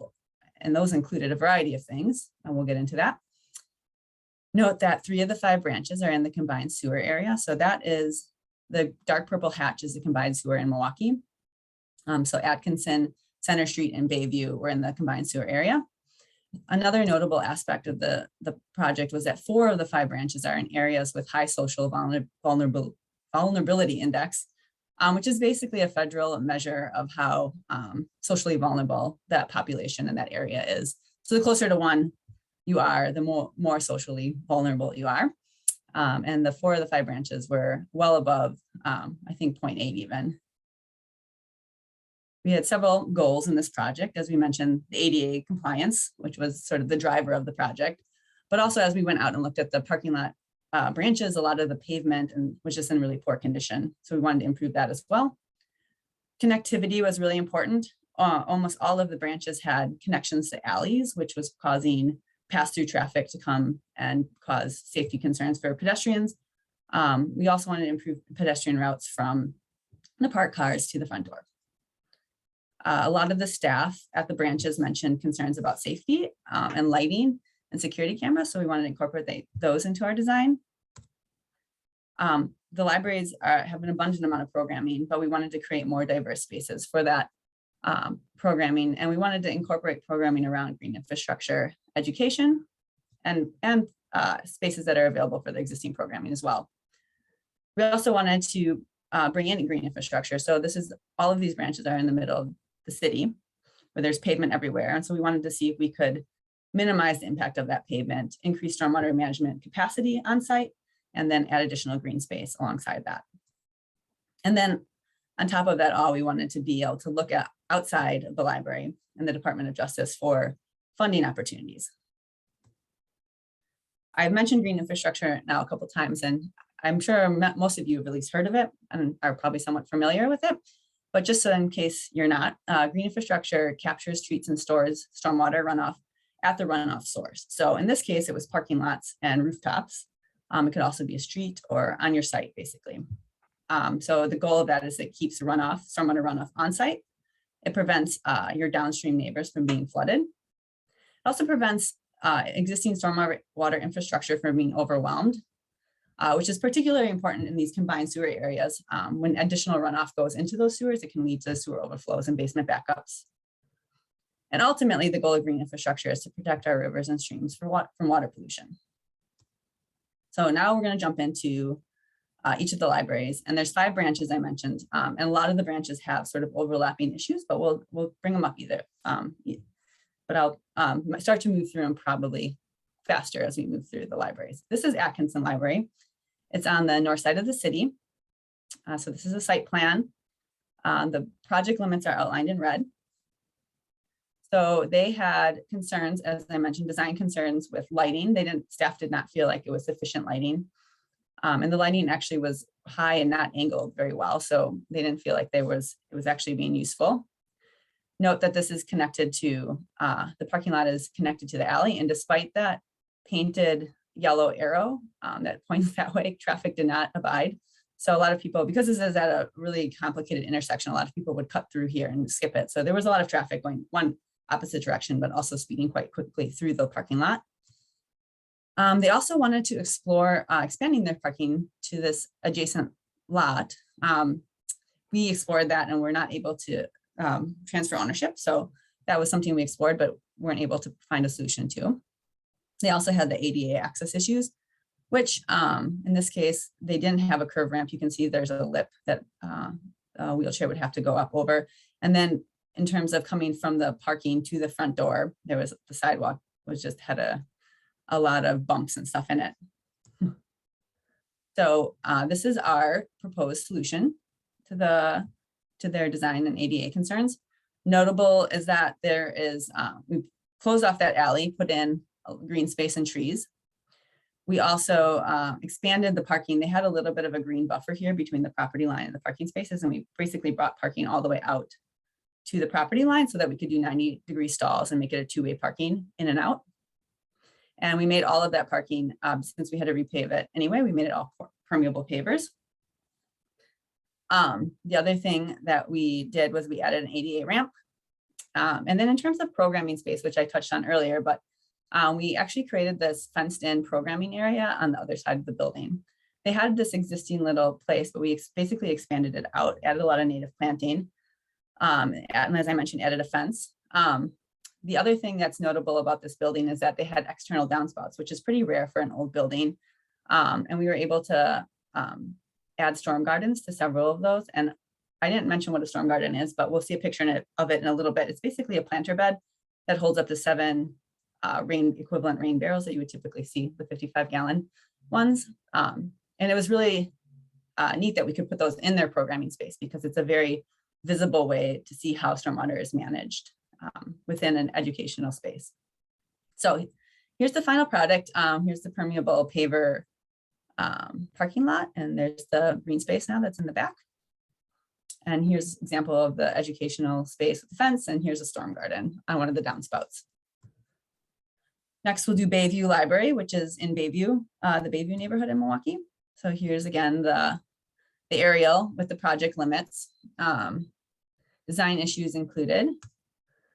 They wanted to differentiate between shared parking. So there's a yoga studio right here. And they had a sort of verbal agreement to share parking spaces, but the library felt like there wasn't, sometimes it would get full and there wasn't maybe a differentiation well enough that they left room for the library patrons, or at least desirable spots for the library patrons. So they want to differentiate that space a little bit more. Lighting was also a concern. This is also connected to the alley back here. And so they saw a lot of pass-through traffic. And they have green space in the front. So the front door of this library is right here, and they have green space sort of near the front door, but they did not feel like it was something that they were able to use well. So we wanted to reevaluate that space. And then ADA access, they had stalls available. What you can't see from the aerial is that this is probably a 5% slope across the parking lot. So it's a very sloped parking lot. So they could get to this curb ramp here, but once they got here, there was like a 5% slope up to the front door, which is quite a bit of a slope for a wheelchair, but also not in compliance with our ADA standards. So if you can tilt your heads like 45 degrees, we just reoriented a little bit here on our site plan. So this is the yoga studio. And this was our proposed design. We blocked off again that alley. Oh, and the other thing that I didn't mention was there was no like storm sewer on this site at all. There was a trench drain here that was clogged. So everything from this parking lot otherwise would go out to the alley. So we basically wanted to, again, contain the stormwater on site and manage it on site. So we blocked off the alley, put in permeable pavers. I lost my arrow right here, and a bioretention cell right here. We provided a different ADA access route to the front door. So provided a new ramp here over to get to the front door. We added parking stalls here for the yoga studio. And then we updated their green space up here and provided more opportunities. So there's benches and picnic tables, and just like provides more opportunity for different programming, gathering. I should also mention there's a bus stop along the road right here. So there's a lot of people that do actually use this green space and congregate here. So here's the finished product. This is the bioswale in the median. These are the permeable paver parking stalls. And here's the updated green space. Center Street Library. This again is on the north side of town. They have similar design issues. Lighting concerns. A big lighting concern here was that their trash can is actually here. So staff had to bring the trash around into the alley, and there was very poor lighting, and that was a big concern of theirs. The other thing that I didn't mention yet is that this parking lot is super underutilized. So they have a lot of parking, a lot of pavement, but they don't have a big need for it. The other thing is that parking is it has connection to the alley again. Similar difficult corner where you would easily see pass-through traffic through here again. The asphalt is in extremely poor condition. So that was something they would probably just need to repave everything anyway. And they have sort of a gathering space outside, but it's again very limited in its uses as benches, sort of in an arc shape.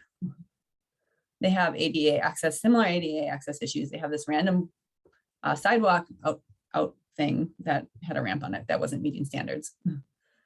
So what we did for this library branch is we actually eliminated pavement, added green space on this edge of the property, and then also eliminated that alley access with green space.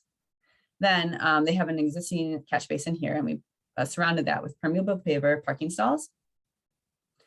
And we added, instead of having that weird outcrop ramp that came out here, we added a new ramp sort of integrated into the existing sidewalk. The access to the front door is, they have multiple options. So they can go use the public walkway, or they can go through the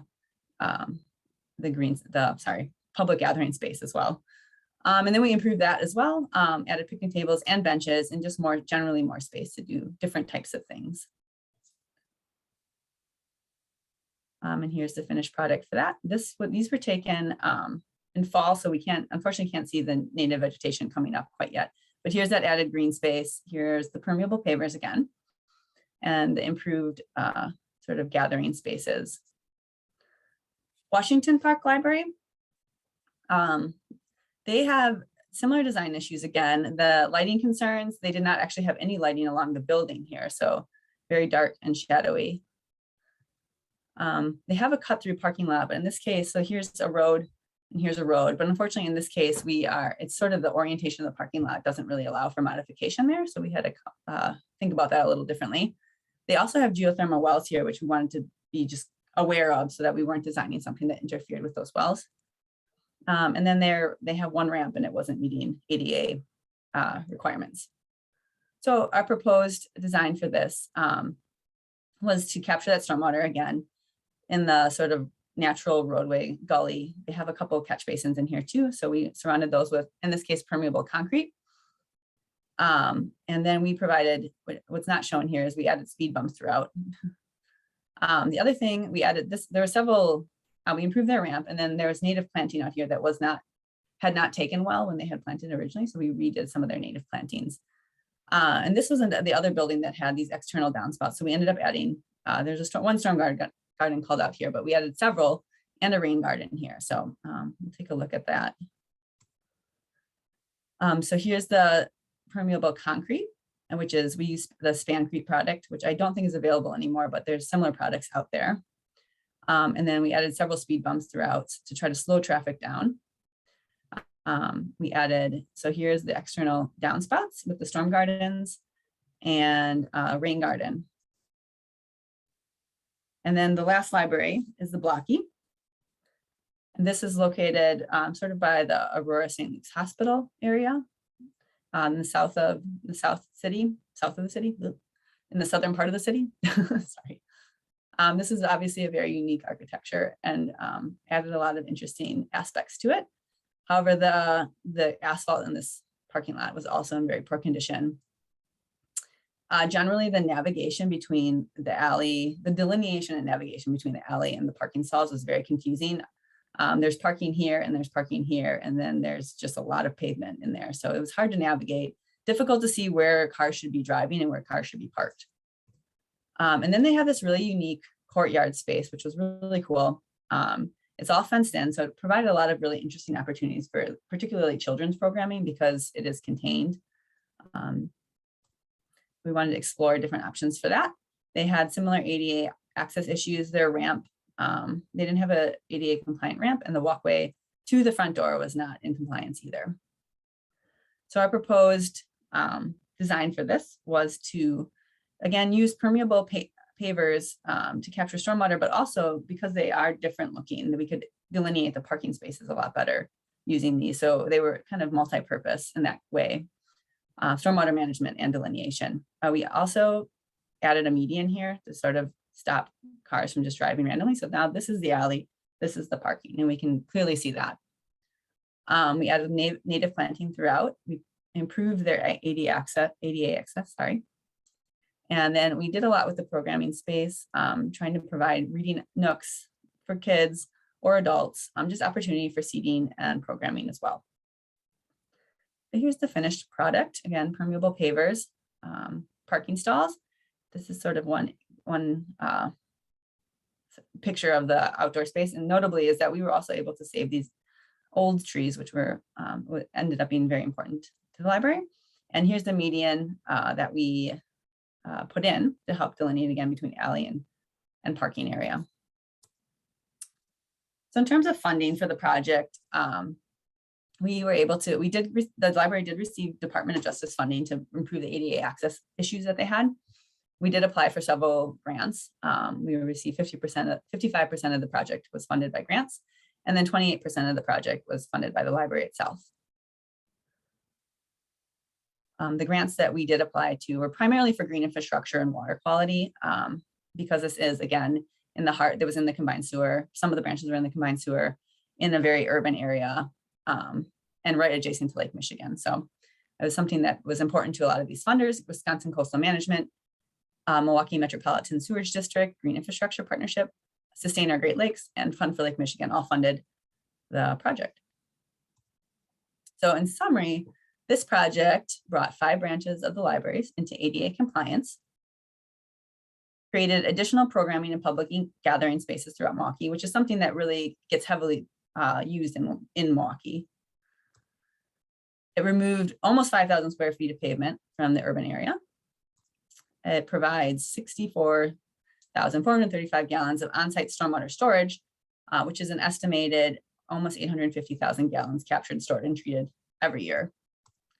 And it removed 552 pounds of TSS and 0.85 pounds of total phosphorus from the stormwater. And that's all that I have. I would take questions. Thank you for listening. Yeah, that was very interesting, Adrian. Thank you. Here's a question from our audience. I noticed that lighting was identified as an issue in all the sites, but I didn't catch the final lighting design solution. Did you utilize dark sky compliant lighting, LEDs, light intensity reduction after midnight, etc.? Those are really good questions, and that's where I can't speak to. We did improve all the lighting. A lot of it was the angle, like sort of the orientation. The existing lighting there was high and oriented strangely. So I'm not sure exactly. I'm assuming they used some sort of LED, but I'm not exactly sure what type. Other than that, but I know that they angled it more directly to the ground, so there was more light available in that space, and that they provided more lighting where there wasn't any. So I mentioned places that along the building they didn't have any lighting, or in the alley towards the garbage can they didn't have any lighting. So they added lighting in those spots. They also added security cameras. But you're right, I didn't speak to that, so I appreciate that question. I can also probably find out more about the lighting if the person wants to email me separately and get that information to you. Okay. What are the subgrade soils beneath the porous pavement and the bioswales? Any infiltration rate measured, and how are the porous pavements maintained? Those are great questions. So the subgrade soils we typically would classify in Milwaukee as a hydraulic soil group C. So not a lot of infiltration. That's not really where you get the treatment benefit in those sort of soil groups. It's more the filtration and the storage. It's keeping it back from the peak, keeping it out of the combined while all the other stormwater is going in. And then how the porous pavement is maintained with the permeable, there's two different types. So there's the permeable pavers, and then there's the porous permeable concrete. So the pavers are maintained basically, you just sweep out the joint stone, the leaves, like leaf debris and organic debris and you can just use like a push broom for that. And then about every 5 years, you need to vacuum it. And then you have to replenish the joint stone as well. So there's a couple of bigger things, but otherwise that's more of an annual, biannual, and every 5 year cycle. The span creek is a little bit different. You can power wash it. You can also sweep it to keep the top pores open, but eventually you do need to do either a power wash. You might need to vacuum that. I'm not 100% sure actually on that either as well. But does the city public works or engineering department, well, I know that they do maintenance of rain gardens around the city. I would guess they probably are responsible for the maintenance in this case as well. In this case, it's each of the branches are responsible for their own maintenance. They have a maintenance engineer on site for each of the branches, and they're responsible. And really for the permeable pavement, what that's going to look like is probably contracting with somebody to meet those annual, biannual requirements. Mm-hmm.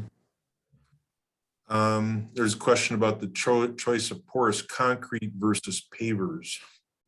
That's a great question too. So a couple of the reasons when we were doing parking stalls, we like to do the pavers in particular, mostly because it does delineate visually parking versus drive alley. In the case of the Washington Park one, we did the spancrete, the permeable concrete, because it was kind of in the middle. We didn't really want to have it stand out as much. We've used it before and in similar situations, and it's held up really well. So those were sort of what we were thinking about at the time. Another question, were there challenges to going with the quote more expensive permeable pavement solutions? Was there any financial support from grants, et cetera, I guess specifically for that kind of pavement? You did summarize where the funding came from. Yeah, absolutely. So couple things with that. So because the asphalt all needed to be replaced already, and the subgrade of the asphalt was very poor, or the subbase, I should say, and it wasn't deep enough. There was a lot of alligator cracking, and it was clearly not well drained. So we were gonna have to replace all of that anyway and probably put a deeper sub basin there. I'm not sure that there was a huge cost differential between that and permeable pavers, to be honest. However, with grant, we did get grant funding, quite a bit of grant funding for green infrastructure. So permeable pavers would fall under that category.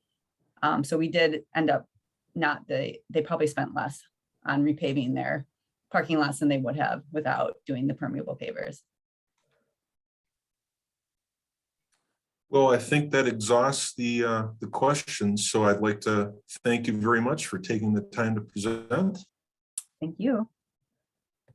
So our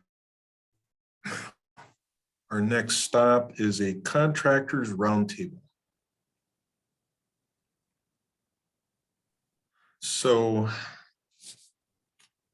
this is a response to a previous suggestion for topics. So we're going to talk about a couple issues here, and hopefully we can get 4 of our contractors on board.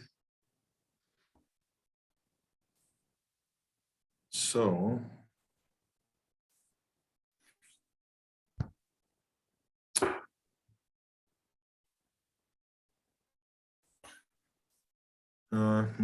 Penny, I might need a little assistance here. I see Josh. Yeah, I don't see the other ones don't have their webcams on yet, but hello, Josh. Morning. Morning. How about Ben and Eric? Can you turn your webcams And on? Chad. And Chad. Can you hear me? We can. Yeah, Josh, we can hear you. No, And I, can you hear Eric here? Hey, Chad. See Chad.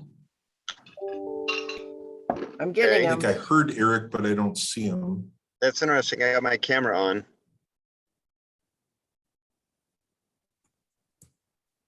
I can see me.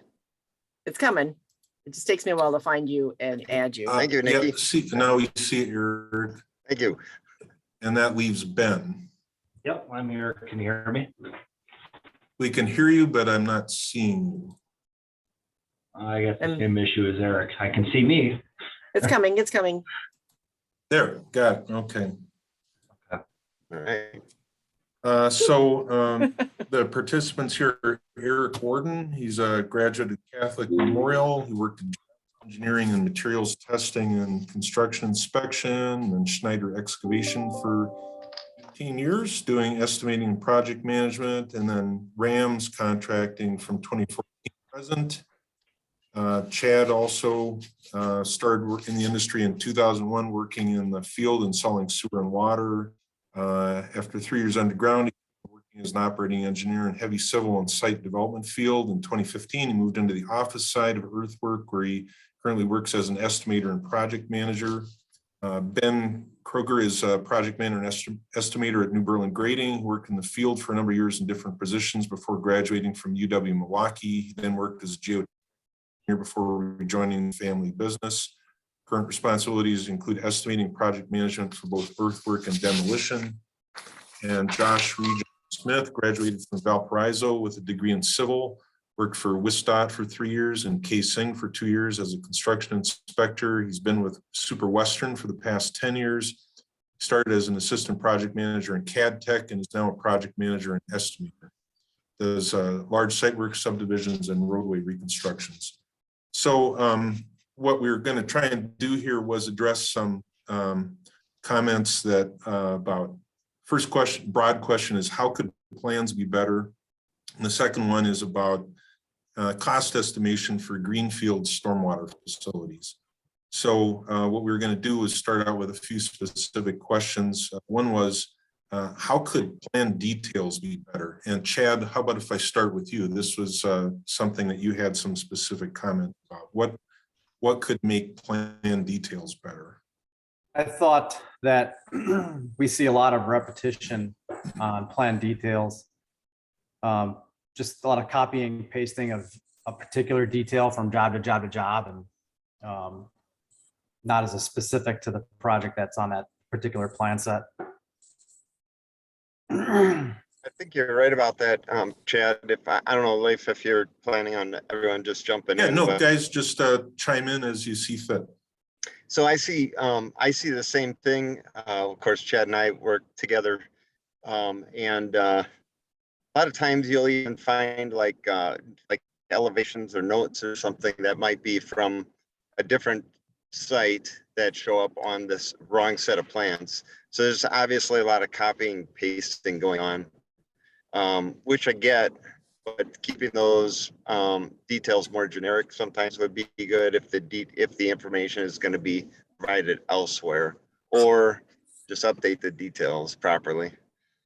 Another thing with that, and it goes along with details, but sequencing with the plans as well. I mean, you see a lot of copy and pasting of, you know, only strip the pond area to take the dirt from the pond here. Well, every job is different, every soil is different, and sometimes you need to open up more of a site. And us contractors will get into trouble sometimes, I want to say, because the sequence that's on the piece of paper may not apply to that job, and the details as well.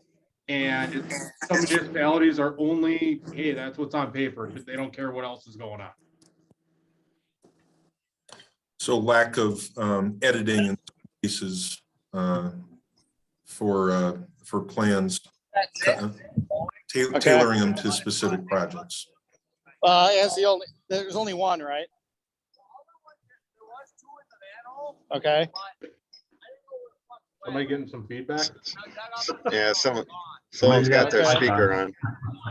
Maybe when Okay. you're not talking, guys, maybe just mute yourself and then unmute yourself each time you talk. I know it's a little Okay, hassle. that's fine. Another thing that came up in our previous discussion was about soil testing or insufficient soil testing. Did you guys have any? No, I know that one is probably it then. Yeah, there's a Chris Langmark that their mic is on. That's where Okay, the feedback's and coming it's flowing. So, from. I okay, don't know if you guys let's can just go hear. with that. Chris Well, presume Lanemark, that one's- your phone is on. Please unmute yourself. Or mute yourself. There we go. All right. Hey, that's much better. Yeah. Soil testing, you guys have, Ben, perhaps you'd, do you have any comments about what could be done better at soil testing and plans? Maybe just better planning up front. I mean, as far as maybe doing some borings, you know, around the site, seeing what soil's there. You know, is there a lot of clay on site? Is it good clay? Good quality clay for liners, or a bunch of sand on site? You know, is it good sand where maybe you could use it in a biofiltration pond? Stuff like that. That's just kind of what comes up in my mind. And is it usually you need clay for certain purposes, so you need to find out where that is on the site, or are you also looking for sand or stone or? Yeah, definitely for liner. You know, first of all, if there's clay, and where is it? You know, is it in the location that we're going to have to, you know, essentially overdig and have to chase it, or is it in an area that we're going to be cutting out already? Yeah, that's all good information to know. You know, something with that developer, I know the engineers that are putting together the plans, they're working for the developers. To be honest, developers are more worried about where basement water is going to be and how high they got to raise the site or anything like that. So they're tending to do more soil borings where building pads are. We'll get one in a pond, and that site may have 5 ponds. Well, we don't really know what, you know, the areas of the ponds are going to be like. We're going off of one soil boring. Yeah, some of the major cost components of, pond construction, granted, we don't know if it's going to be an infiltration basin or a lined basin. But if the materials are available on site, clay liners out in sandy country areas are, problematic. So sometimes we have to go through a lot of effort to find the clay on site, or potentially have to import or think of some alternative materials for clay liners. So those are all cost components that we evaluate when we're putting a bid together. If we're in the Conomowoc and they're calling for a 2-foot thick clay liner, a A lot of times we'll even look for more clay than just 2 feet, just to ensure that we don't have to go back there. We might put it in 3 foot thick, just so that we don't have to worry about leakage and that sort of thing. So there's a lot of cost components, and in terms of building these things that we could probably help if people were to reach out to us. You know, we're happy to help. And also with that, Eric, I think we talked about it once. Soil borings are all nice. I mean, that's, you know, what a, you know, just a drilled hole into the ground. And sometimes when the auger's coming out, it, you know, you could see 5 different soil types, but they're classifying it as one. All us grading guys, trust me, during the winter, we don't mind getting a backhoe out to a developer site and digging test pits. And those you actually see the layers and can tell the different materials. How many times on an infiltration basin plan or a note do you see that, you know, the boring will say it's sand and then, but there's always a note that says you have to keep digging until you find it. How do you calculate that cost if it's not there? And that, you know, a lot of times we have to go deeper.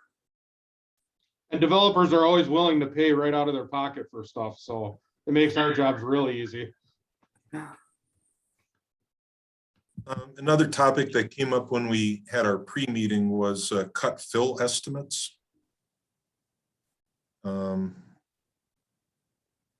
know, and also the inaccuracy in volume estimates and reliability of the CAD programs that are used to generate them. Well, Like cut to fill, elaborate on that.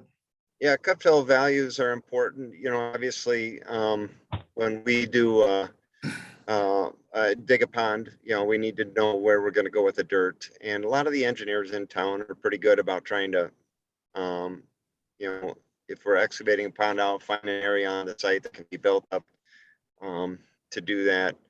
It's good to have like some areas of the site that can receive non-structural fill, because if you pack the site full of structural fill areas, buildings, roads, parking lots, that sort of thing, there's no place for the unsuitable soils.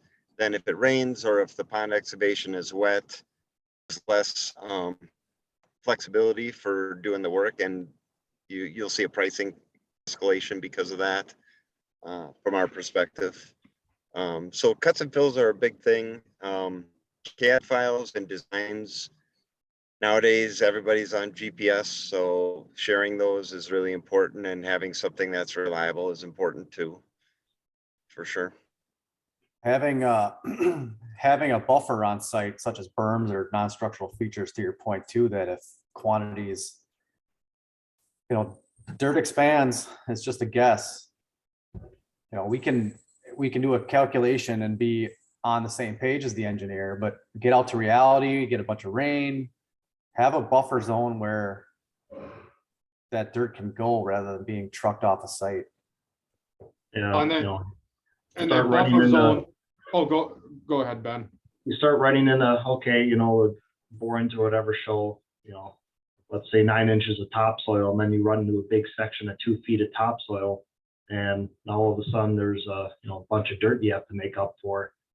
But you know, on a lot of jobs, what's been nice is the ability to kind of, you know, adjust the bottom of ponds and stuff as, you know, as we're building a site, kind of make that work and help that balance things out. So Yeah, that's a good point too, Ben. You know, borings. How many times are we standing there saying, well, this borings say there's only 6 inches of topsoil on this site based off of a 4-inch hole on 20 acres, you know? So topsoil thickness fluctuation can really throw off balance in a hurry too. You know, and the other thing that I was going to say about the cut fills, I've been running into it with a lot of the different plans I've seen where you're short, but you got all this excess topsoil without an outlot or a pond berm or anything like that. And the developers and engineers are like, oh, we can stuff 4 feet of topsoil in the backyards.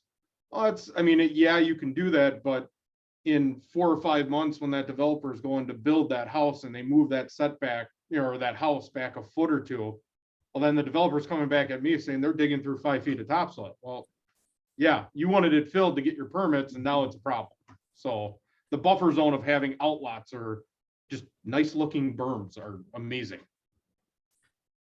Mhm.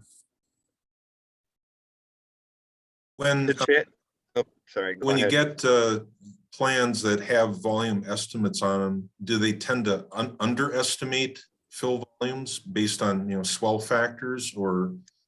So Leif, that happens to be just where I was going with my next Okay. thought was, Read your mind. yeah, you did. Chad kind of touched on it, that we're kind of guessing when we do our earthwork calculations. And I use guessing very broad sense.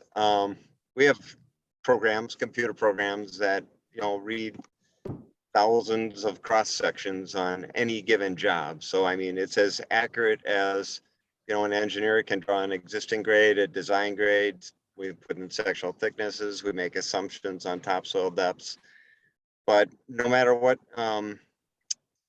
we do, the estimate that comes out is there's an inherent level of inaccuracy to the type of the work that we do. We're not painting walls. We don't get 400 square foot per gallon or something like that. There's a lot of environmental factors, weather conditions, topsoil depths, buried things that you didn't know about, different compaction factors for different materials, and moisture contents. It makes a big range in the type of work that we do. So as earthwork contractors, we need to have flexibility and, kind of thick skin in regards to that. One of the bigger problems that I run into is when people try to dial in too closely, and we do, okay, there's 400 yards of cut and 500 yards of fill, and then you go out there and it's different, and people don't necessarily understand we're kind of dirt farmers, and it's very flexible, and it's more variable than what people realize. I don't know if anybody else has any thoughts about that. Well, Josh, and kind of what you're saying, Eric, I mean, you guys, everybody out there can hear everything that's going through our minds. I mean, you got 3 different companies here that all compete against each other, but we're all on the same page when it comes to how we look at plans. We got to create buffers when we know that there's either going to be, it's going to be tight. And when we start adding our buffers, because we don't want to take huge risks and responsibilities, that adds costs. So that's exactly kind of what we're talking about. Everything we're assuming adds costs, which then the developers in the end are going, we need you to cut 50 grand. Well, that's our risk. Mhm. Yeah, there's a lot of emphasis on trying to balance. They're using the word balance a site. And just, if you're trying to achieve exact balance in a planning phase, you already lost the battle, because it never balances. Your goal should try to be to leave yourself some fluff where you can grow, increase or decrease grade in an area to make the site balance within the site. If you don't leave yourself any room and you're drawing a balanced site, by the time you deal with EBS spoils or unforeseen expansion of soil, where are you going to go with it? I suppose the challenge there is that developers are trying to pack as many lots into saleable lots into a development as possible, and usually those are off limits as far as the kind of buffer for soil stockpiles and so on that you're talking about. You're mostly going to find those in outlots and shared areas. It seems like in the past it used to be easier to be able to adjust a site on the fly and elevations, and it's just these days the municipalities are just not allowing for that without how many rounds of review board meeting, it seems harder to do these days than it did in the past. These municipalities are tough. Especially Waukesha County.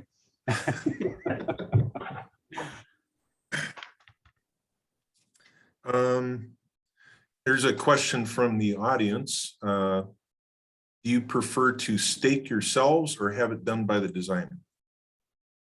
I'll start. Designer takes risk off of us. I mean, to be honest, if you're talking about just grading, once control is set up, we're running off of our GPS anyway. I mean, if we need the red tops or the certain lots, certain points, that's always by the designer because we don't want the risk on it. But most of the time, once we get control, it's all our stuff is machine or, you know, with our rovers. I like to see the silt fence, the clearing limits, the initial control established by the engineer, things that are like really critical like that. Silt fence can be critical. Sometimes they put it on the top of a hill. That's a different subject, but when it's next to a wetlands or, you know, a critical device, I really like to see in the engineer put together an actual surveying outfit with surveying insurance, you know, doing that sort of thing. When it gets to grading, once we get tied in, like Josh said, our equipment is running the model. So when it comes to that, then I would just like to be able to have a good model that we can give to our operators that are running the equipment. You know, the GPS runs the whole thing then. Goes back to surveying 101. If everybody's using the same point, or if the same person's doing all the layout, there's less margin for error. Here's a question from one of Ben's former employers. How important is it to go out and locate existing grade compared to using LiDAR contours? I assume that probably means from GIS or something like that. And do the grade contractors go out and do a topo of the existing grade before they start a job? Absolutely. Yeah, it's usually the first thing we do is just go out there and do our own survey just to make sure that the, you know, existing surface on the plan actually lines up. And I've seen that before where you go and do a survey of a site and, you know, you look at it and wow, it's a foot off from what, you know, the plan showed the existing surfaces. And that can be a huge problem because obviously they'll throw off site balance and stuff like that. So yeah, that's an important item to do. And you know, I've seen it, the two most common are when you got a decent wooded area on a plan because it's just getting the treetops, or if they take a survey, you know, a drone survey right before the crops are taken off, because it's always adding that extra, you know, extra to the existing, which really throws off everybody's dirt balance. Yep. Yeah, The old agree. bunch of grass will catch the top of the grass and make it look a lot higher than it is. I think the initial survey is really important because from an earthwork contractor's perspective, we're all bidding against each other and we're all making cut fill evaluations and looking at different opportunities. We all have different creative ideas. And if we have a poor, like a GIS contour of the existing that's nowhere near accurate, we see a lot of inaccuracies in that, then we can, you know, that really could swing the balance as to who gets the work. So I think existing surveys that you can rely on are important. Picking up tree lines and other features on the site that might be out there. It's important to capture those things on the plan. Regardless of all those things, we're still gonna, when we get a job, we typically do a pre-existing survey also to verify, but I'd rather be verifying than actually generating the whole thing. Or how many times do you wonder when the original topo was done, if it was done 5 years ago and somebody did a little bit of site grading in those last 5 years and all of a sudden this one area of the site is drastically different. So Yeah. I want to confirm. Oh, with that, I mean, how many times have we seen it on, like, you do a phase one and, you know, the developer's having the basement spoils piled up in phase two. Well, you get the plan out for phase two and there's no pile on that existing survey. Well, let's just say I did phase one. I know the pile's there, so I'm pricing to take it off the pile. Eric or Ben might be taking it and going, oh, I'm just handling borrow. Well, I just priced myself out. So. Here's another audience question. When it comes to estimating earthwork and balancing the site, would you prefer the designer attempt to have the site be short material if possible? I think everyone's going to I think everyone can chime in on this, but it really depends on what the site is like and where the site is. I mean, if you got a site up in Jackson that you're short 35,000 yards, that's a lot harder to do if you have a site in, you know, Pewaukee. And on top of that, to be honest, it's always nice just having the designer come out with grades. We do an earthwork analysis, and then sometimes we have to go back to the designer and say, hey, this is what we're seeing. What are you seeing? And as long as they're communicating with us, it makes everyone's job easier.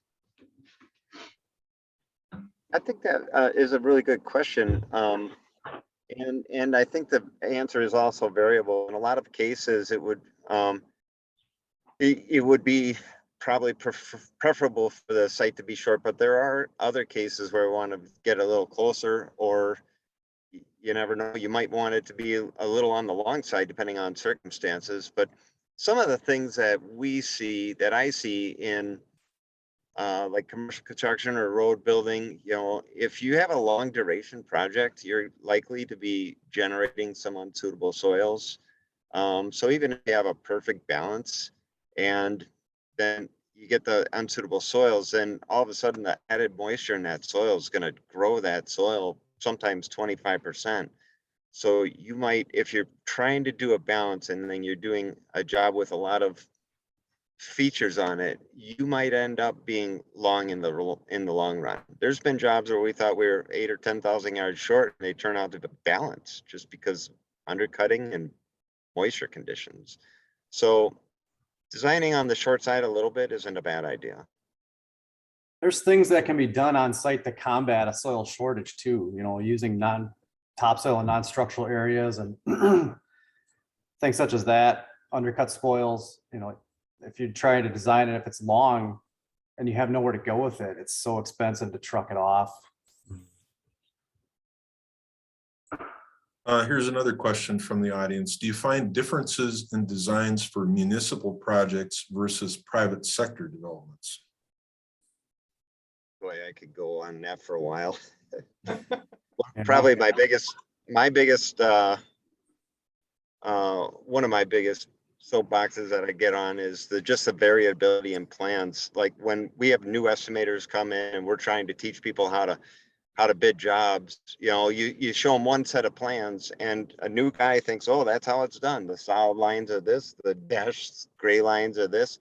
You give them a whole nother set of plans is completely different. So I don't think the distinction is between municipal versus private, although there is some distinctions there. But when you look at a set of plans, it's like the Wild West, like anything could mean anything. So a little bit of standardization in this industry would be really helpful. And to Eric's point, it's not so much the standardization of like layout and format. I mean, not everybody has to use the same CAD or Civil 3D or anything. It's just, right now in our world, if we get a PDF plan that we're able to vectorize, manipulate in our programs, it's going to save us so much time. What I think Eric's kind of saying and what I've seen, I could get a plan from municipal A or, general contractor A that was scanned in and has, smudges on it, and I got to do a takeoff in a day on it. And it's just, there's, stuff like that. It's just, if everybody had almost the same idea going in, that's the best way to put it. Some of the differences I notice is not necessarily a difference between public and private. It's WSDOT specifications, or a particular municipalities has their own specifications, where one municipality might want this much stone underneath the sidewalk. The next municipality might think that's unacceptable. And it's, there's a lot of municipalities that we deal with, and it's hard to keep track from one to the other what their particular requirements are. One more question from the audience. And when you have a site that's got clearing and grubbing of a wooded lot, does that affect cut fill volumes? Topsoil thickness. Yeah, That's probably the biggest thing it affects. And I mean, you're gonna get, the topsoil you get from that's not going to be good anyway. So there's not going to be a whole bunch you can do with it. It's just kind of wasted material. But yeah, thickness is the one that comes to my mind. Yeah, that's another good one, Ben. It's the quality of the topsoil. Yeah, your whole site needs to be cleared and grubbed. The quality of the topsoil is going to have wood chips, sticks, twigs, roots in it. You know, don't write a specification on the last page of the plans that say topsoil has to be 1 inch minus, you know, on a 20-acre wooded lot.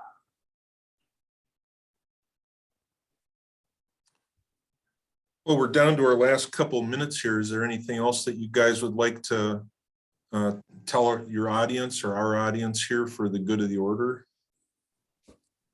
One thing I'll start off, I mean, our biggest thing is everybody always thinks the contractors are out to get, you know, we're money grabbers and we don't like working with people. We want to make our jobs easier. So we'd love to work with the engineers more during the bidding phases or pre-bidding phases where they're working with the designers. If I could see plans more often and do a takeoff, you know, sometimes those engineers are learning from us and we're learning from them. Yeah, and I get calls from a few engineers during the, maybe early stages of design, a few questions on, hey, where do you think this is balancing right now? Hey, what if I wanted to do this over in this pond? Do you think that would work? So I like taking those calls. It's a good thing to be involved in that process. Ultimately, it's, things that end up saving the developer a little bit of money, and that makes them happy too. Yeah, engineers go out to ask who's bidding it. Call us if we're, what's your takeoff say? We'll share it. Yeah, I agree. It's we all want to be collaborative.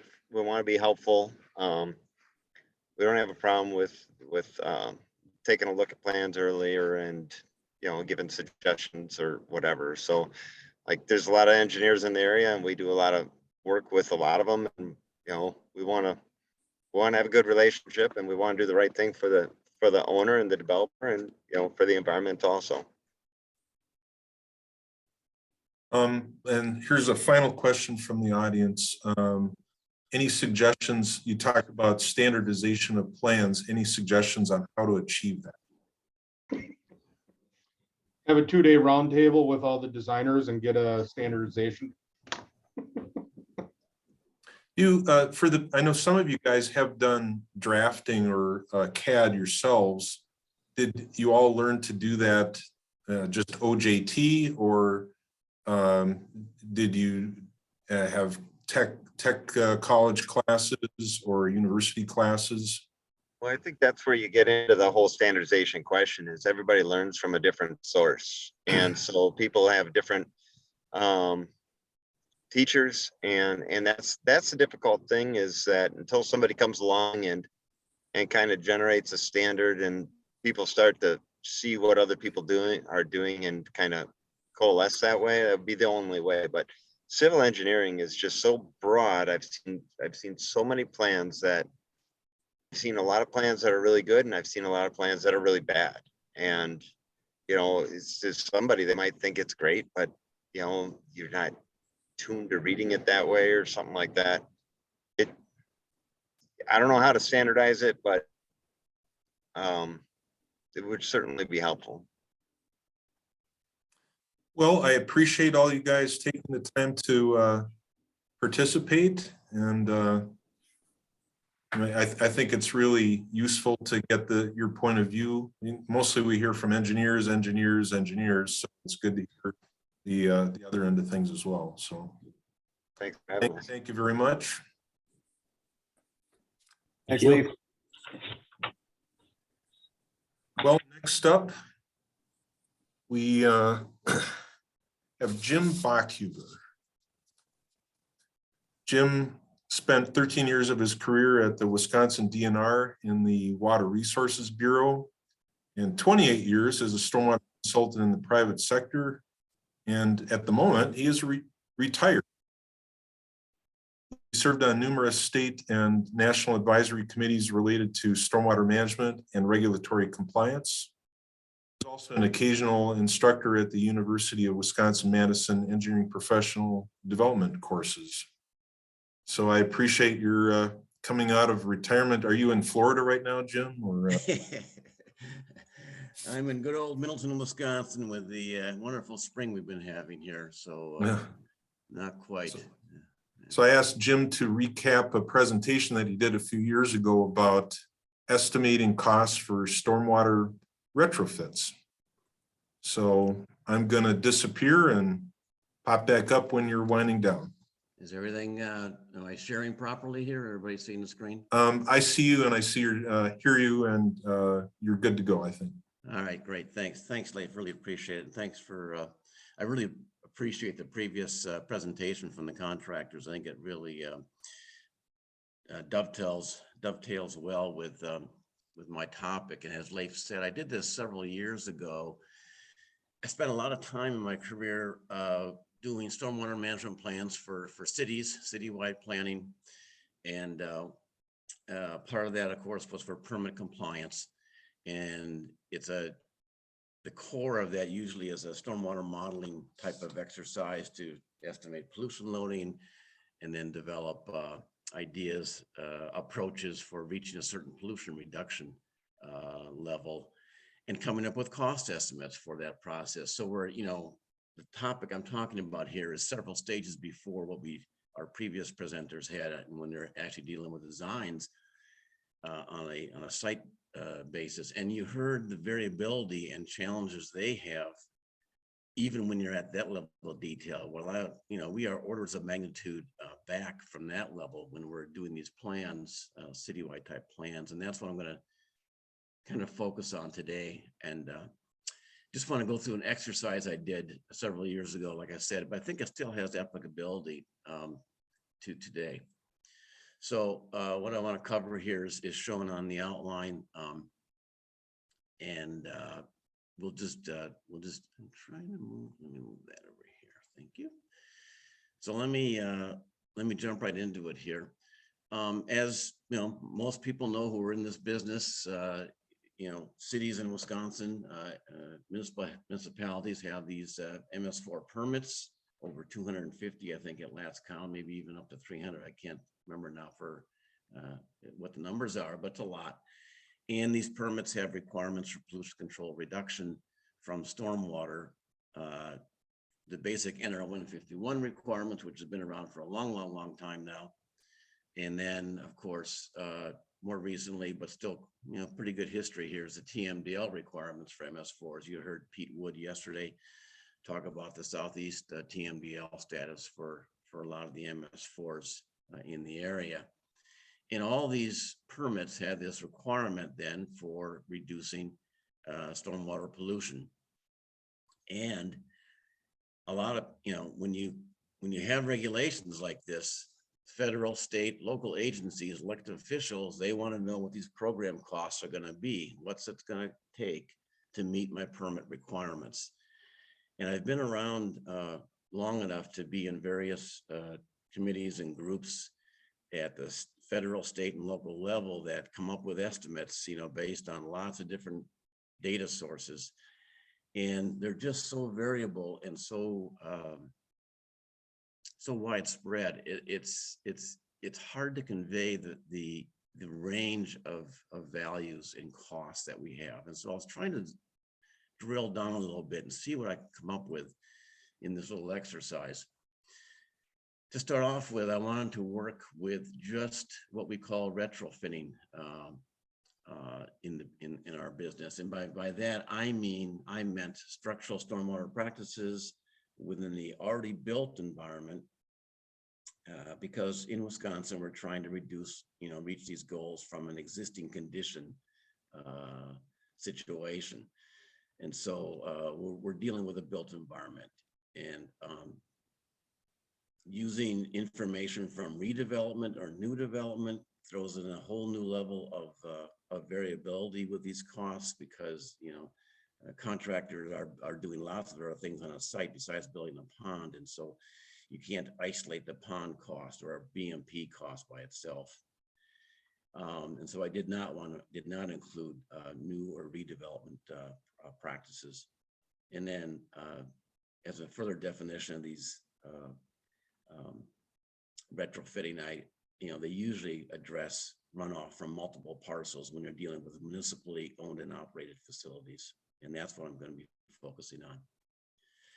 So my data sources, I tried to narrow down as much as possible to try to get as many variables eliminated from my sources. So I'm using information from Wisconsin MS4s. They're treating existing urban lands, as I've said. These practices were installed back in the early 2000s, but again, I think the results, the variability you're going to see still is applicable today.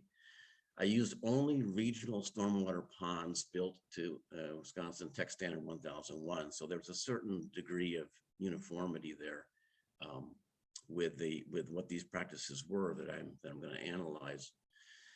And the costs, importantly, the costs are not estimates, they're not engineers' estimates. These were all taken from awarded contractor bids. So this data set is using, actual contractor costs. Now, we all know things change when the construction begins, but at least we're starting from a point of what a contractor thought it would take to construct this particular project or pond.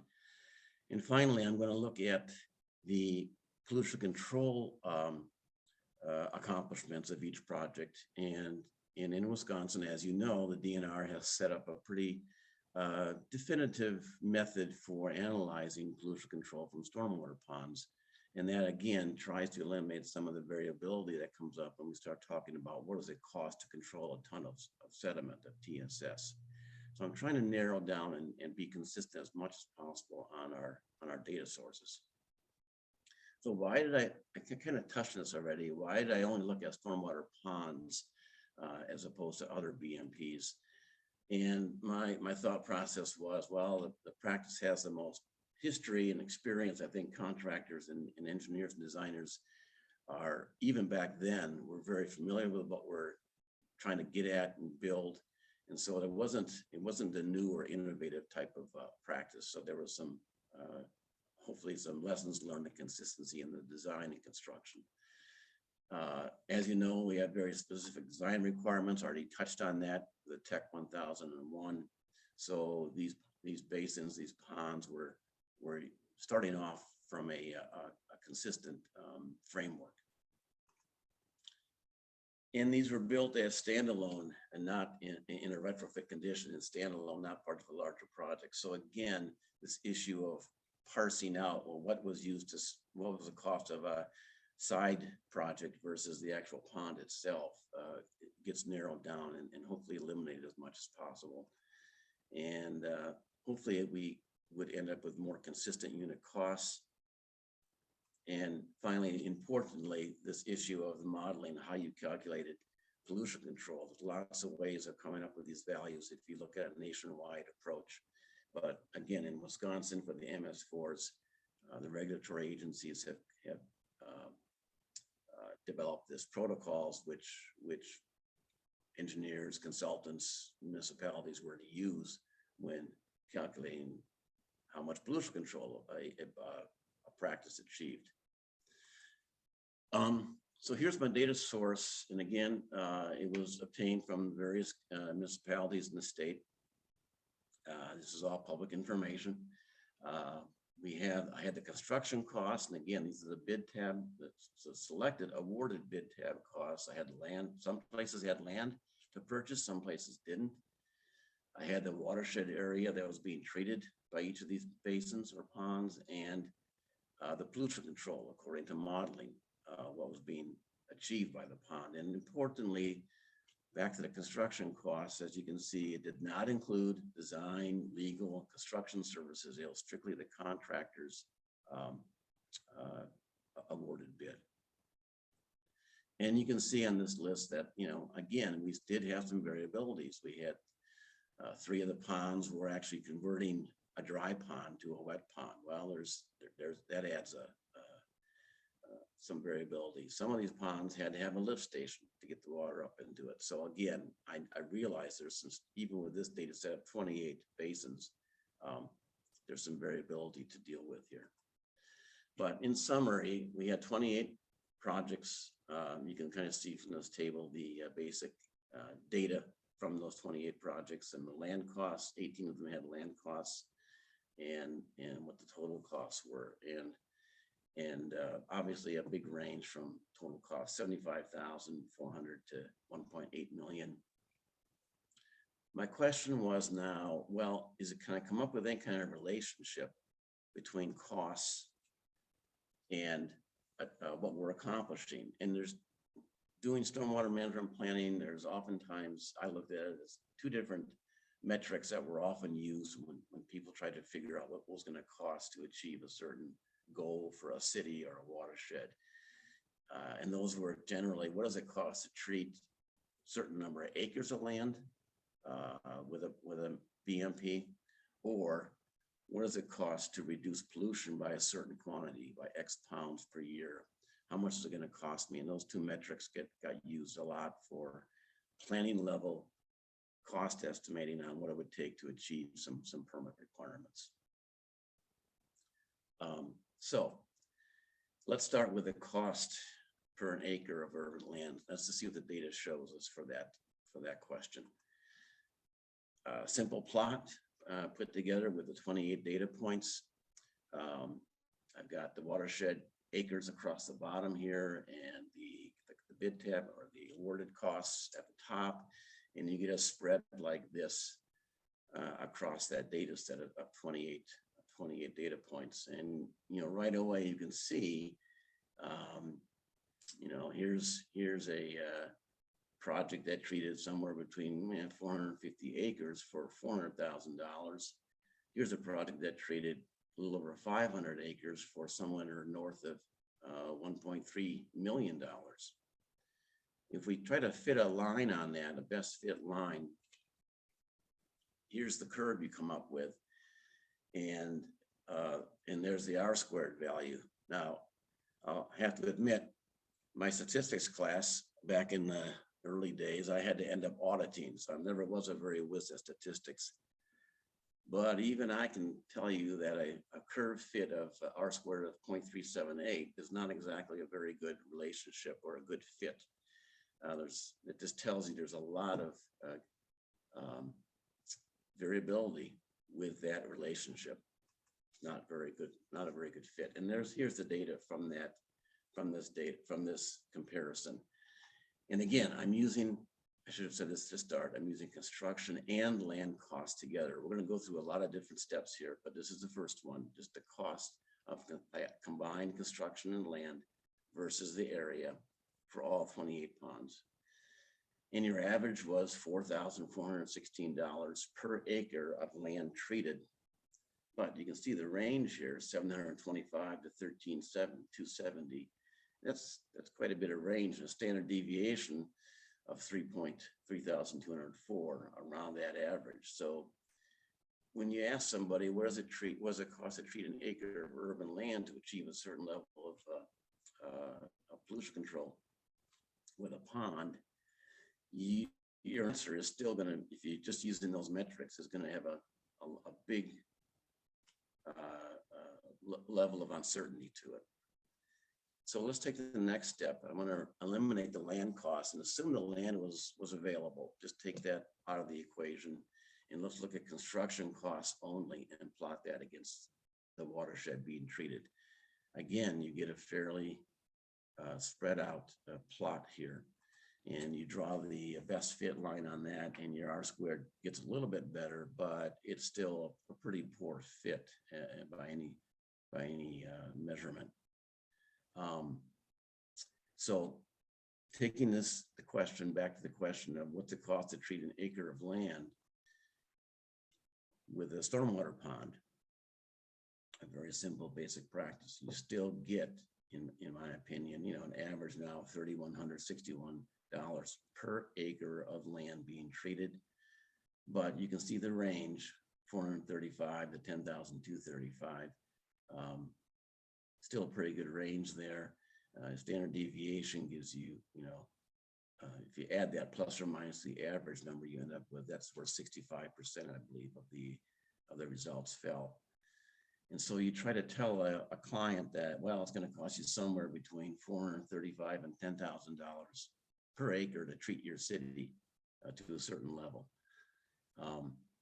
That's still a pretty big range for people to try to conceptualize and to budget on. Let's look at it the other way now. Let's move to the other question. That is, what's it cost to treat simply a ton. I'm going to use ton of TSS. Again, I chose TSS. It's the most, I consider it the most known pollutant in the model. It has the most data behind it in our wind slam modeling in Wisconsin. It's got the most calibration that has been done most frequently with TSS. So just using that as our surrogate pollutant. What's it cost to reduce a ton of TSS? As you know, TSS is also in most of our TMDL values and MS4 permit and our 151 requirements. So we throw that plot up on, again, costs on a vertical axis, and now we're doing annual TSS control, tons control per practice. So you got 28 data points on here. And again, you see quite a spread where you can spend somewhere around close to $1.9 million, which got about somewhere in the range of 37 tons of control from that particular project. And here you spent $700,000 or $400,000 for 80 tons for almost twice that amount. A big spread. Again, you draw the plot. Your R squared line is still below 0.5. It's nowhere near where you want to be. Usually you want to be up in the point, I don't know, 7, 8, 9 range to feel like you got a good relationship between these two data points. We're not at that point here with this data. And here we got numbers like how much does it cost to control a ton of sediment? Again, I should have said this is both land and construction costs in this plot here. So we're at $50,000 for an average number, 50,000 per ton of sediment controlled. If your TMDL requirement was, 100,000 tons of controls needed citywide, well, you can do the math to figure out what this would have told you. But it's the range that I kind of still am dwelling on here. That's nearly $5,000 to $150,000, $140,000 range of cost to achieve that ton of TSS control. Let's jump ahead here. Let's take it now. We're going to eliminate the land cost and look at only the construction costs to try to reduce that variable out of the system. And here's our plot. Here's our fit. And we're finally getting R squared of 0.62. We're getting better looking at this if we can eliminate some of those other variables. But still, you can see a big range in these data points. Here's what we end up then with the summary of this plot, average of 34,447 per ton of TSS control, with the range is still close to 5,000 to 112, 113,000 per acre. So my point here is that we use these numbers and we report them, and we in our plans and documents and come up with estimates and call them planning level estimates and try to explain how we got these numbers and where we got them from. But I believe we still need to do a better job of explaining the variability in range. And why do we find this? Well, you heard the contractors the last half hour talk about the range of data that they're using at that scale, and still coming up with highly variable results and how different things are when you start building something. And again, we're back in the planning level stage. Site conditions are certainly something we heard about a lot of. The environmental conditions, bedrock, groundwater, regulatory challenges can vary from site to site. These all have a huge impact on what the ultimate cost is going to be to actually implement a BMP. And the contractors themselves have lots of challenges and concerns. I had an example of, this is way back with City of Oshkosh when Highway 41 was being reconstructed. That was talking 20 years ago or so. And the city was had bid out a couple of stormwater ponds. Well, the contractor who was working on Highway 41 was looking for fill, and they would love to excavate some ponds for the city to take that fill over to Highway 41 just down the road and use it for their highway project. So their costs, of course, were highly impacted by the fact that they had other things going on and synergy of nearby projects. And these things are things you can't really predict at a planning level stage, but you got to be aware that they exist and they're real. And then, of course, land costs. If the contract, if the city, in this case municipality, owns the land or has to buy the land, obviously that's a huge variable that needs to be factored in. So I wish I had some better takeaways for you and conclusions, but I don't know where. Frankly, I don't know where to go with all this. It's you know, the bottom line is even a very simple practice, eliminating lots of variables in a stormwater pond, still has a lot of range around these cost estimates. And I would submit that trying to come up with cost estimates for smaller projects, such as the green infrastructure work that's going on everywhere now, is even more variable. And when we hear reports about how economic green infrastructure is and how it's, you know, the solution to everything, I put up a little yellow flag and just suggest that there's a lot more to it than we realize, and the costs isn't always a panacea. There's no silver bullet. The GI is one tool in the toolbox, but not the only tool by any means. And you know, being aware of these variabilities when you're reporting them and discussing them with the stakeholders, trying to explain that to the elected officials, the agency folks, and the public, frankly, is why, you know, why this is so different, why this is so hard to do.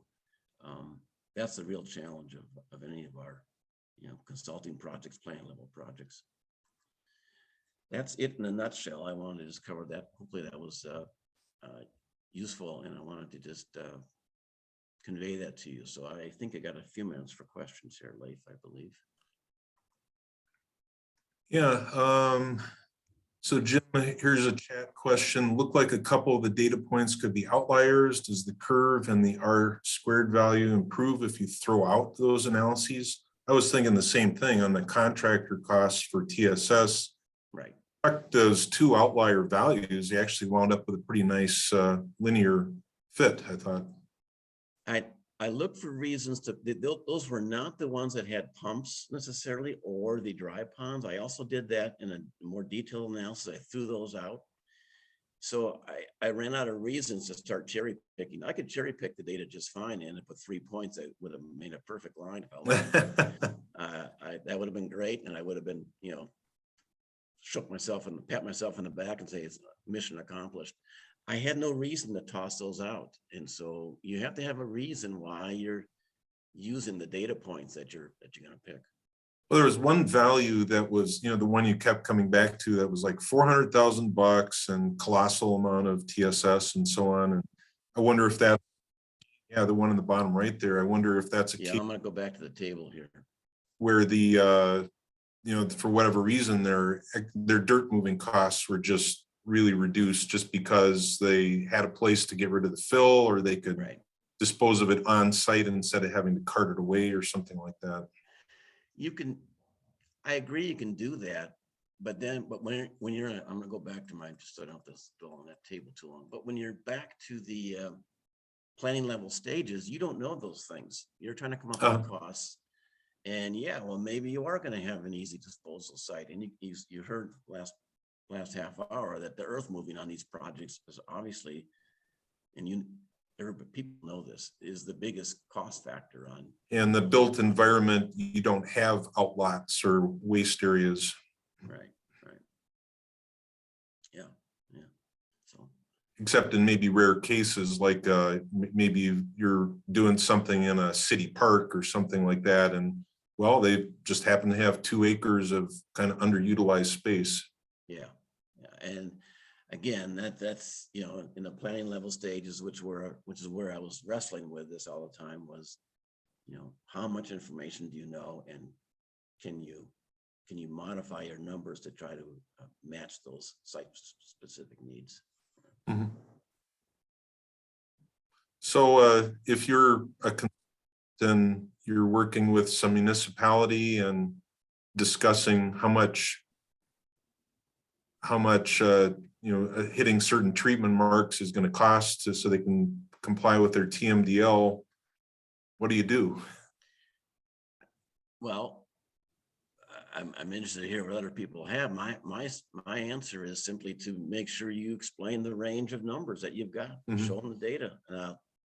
City councils aren't going to want to sit through a talk like this, I don't imagine very often, but tell them, we've seen costs like this to that, and here's why, and here's how variable it is. I can give you my best average or range of numbers, and the budgeting process, usually gets moved along as you start getting more and more specific to the site, from preliminary plans to plans. But we've all seen even engineers' estimates, and I'm sure the contractors here are shaking their head, that are way off from what the bid tabs come in to be. It's been one of the, I think the only solution, it's not a solution, but again, it's the onus is upon the consultant or engineer or who's ever presenting the data to explain the variability that's out there. Mhm. People make decisions on these things. And it makes me crazy when I look at federal government type stuff, EPA type estimates, just drive me nuts. Because now you're talking about nationwide numbers. I think they're practically useless. Because they're lumping numbers from Oklahoma together with ones in Rhode Island or something. Yeah, and they're using redevelopment, new development, retrofit. It's just such a mishmash of data sources. I suppose from a municipal standpoint, you come up with what you think is a budget that you can afford, and then look at the 30 or so possible candidate projects, and then try and come up with some costs based on things like this, materials like this, and then start discarding the ones that are just crazy. Yeah, because you're right. At this stage, again, back to the planning stage, you start doing a optimization process where you say, well, these are out of the range of what we think is a reasonable approach to achieving some goal. Let's focus in on other approaches, or these sites, or these types of BMPs. Well, I really appreciate your taking the time to present this again and review your data from days of yore. And maybe I can do it 10 years from now again, huh? Sure.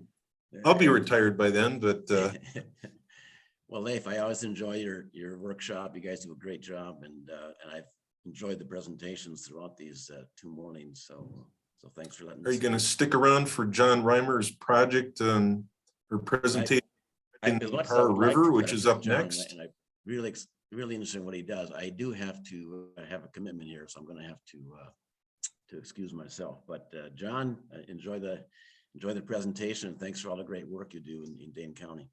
Well, Wisconsin Land and Water is recording it, Jim, so you could come back and revisit the recording as a I could do that. Thank you. Participant. All right, thanks, Jim. Thank you very much. You're welcome. Am I off? There. Stop. So next, am I saying it right, Reimer? Yep, correct. Okay, sorry. John's the Assistant Director of the Dane County Land and Water Department. John has an MS and PhD in Civil and Environmental Engineering from UW-Madison. His areas of expertise include water level management, flood assessment, lake and river restoration, and stormwater management. Dr. Reimer enjoys communicating complex water resource information to improve Dane County's resilience to flooding and water quality problems. And I can tell you from having seen a number of his previous presentations, he doesn't do small projects. So. All right, well, yep, thanks for that. Thanks for the introduction. Hopefully you're seeing my screen at this time. All right, so yeah, what I'm going to be talking about here today is kind of some of the work we've done evaluating flooding in the Yahara River chain of lakes, which is in Dane County, and then some of the mitigation work we've done. So I'm going to start off the presentation. It'll be kind of just some background information, then we'll get into a little bit more detail. So if people aren't familiar, this is the Yahara chain of lakes in Dane County. In 2018, we had a large amount of rainfall in the county, resulted in a lot of damage. $154 million in flooding in Dane County from one event that happened in the fall of 2018. And specifically in our Yahara chain of lakes, people were sandbagging, people were doing everything they could to, prevent their homes from being flooded around the Yahara lakes. So let me start with a little bit of background so people get kind of a sense where we're at here. And some of you, this may be kind of stuff you already know. Others, hopefully this kind of gives you a sense of kind of what I'm talking about today. So this map here shows Dane County, and you can kind of see the topography here with the hillshade. So, and obviously, right, when we talk about, rainfall, that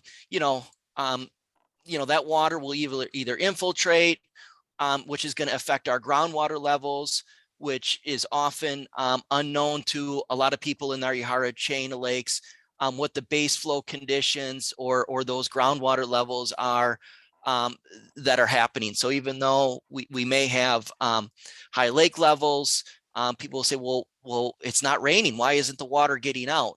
Well, that's because there's still this delayed effect from groundwater.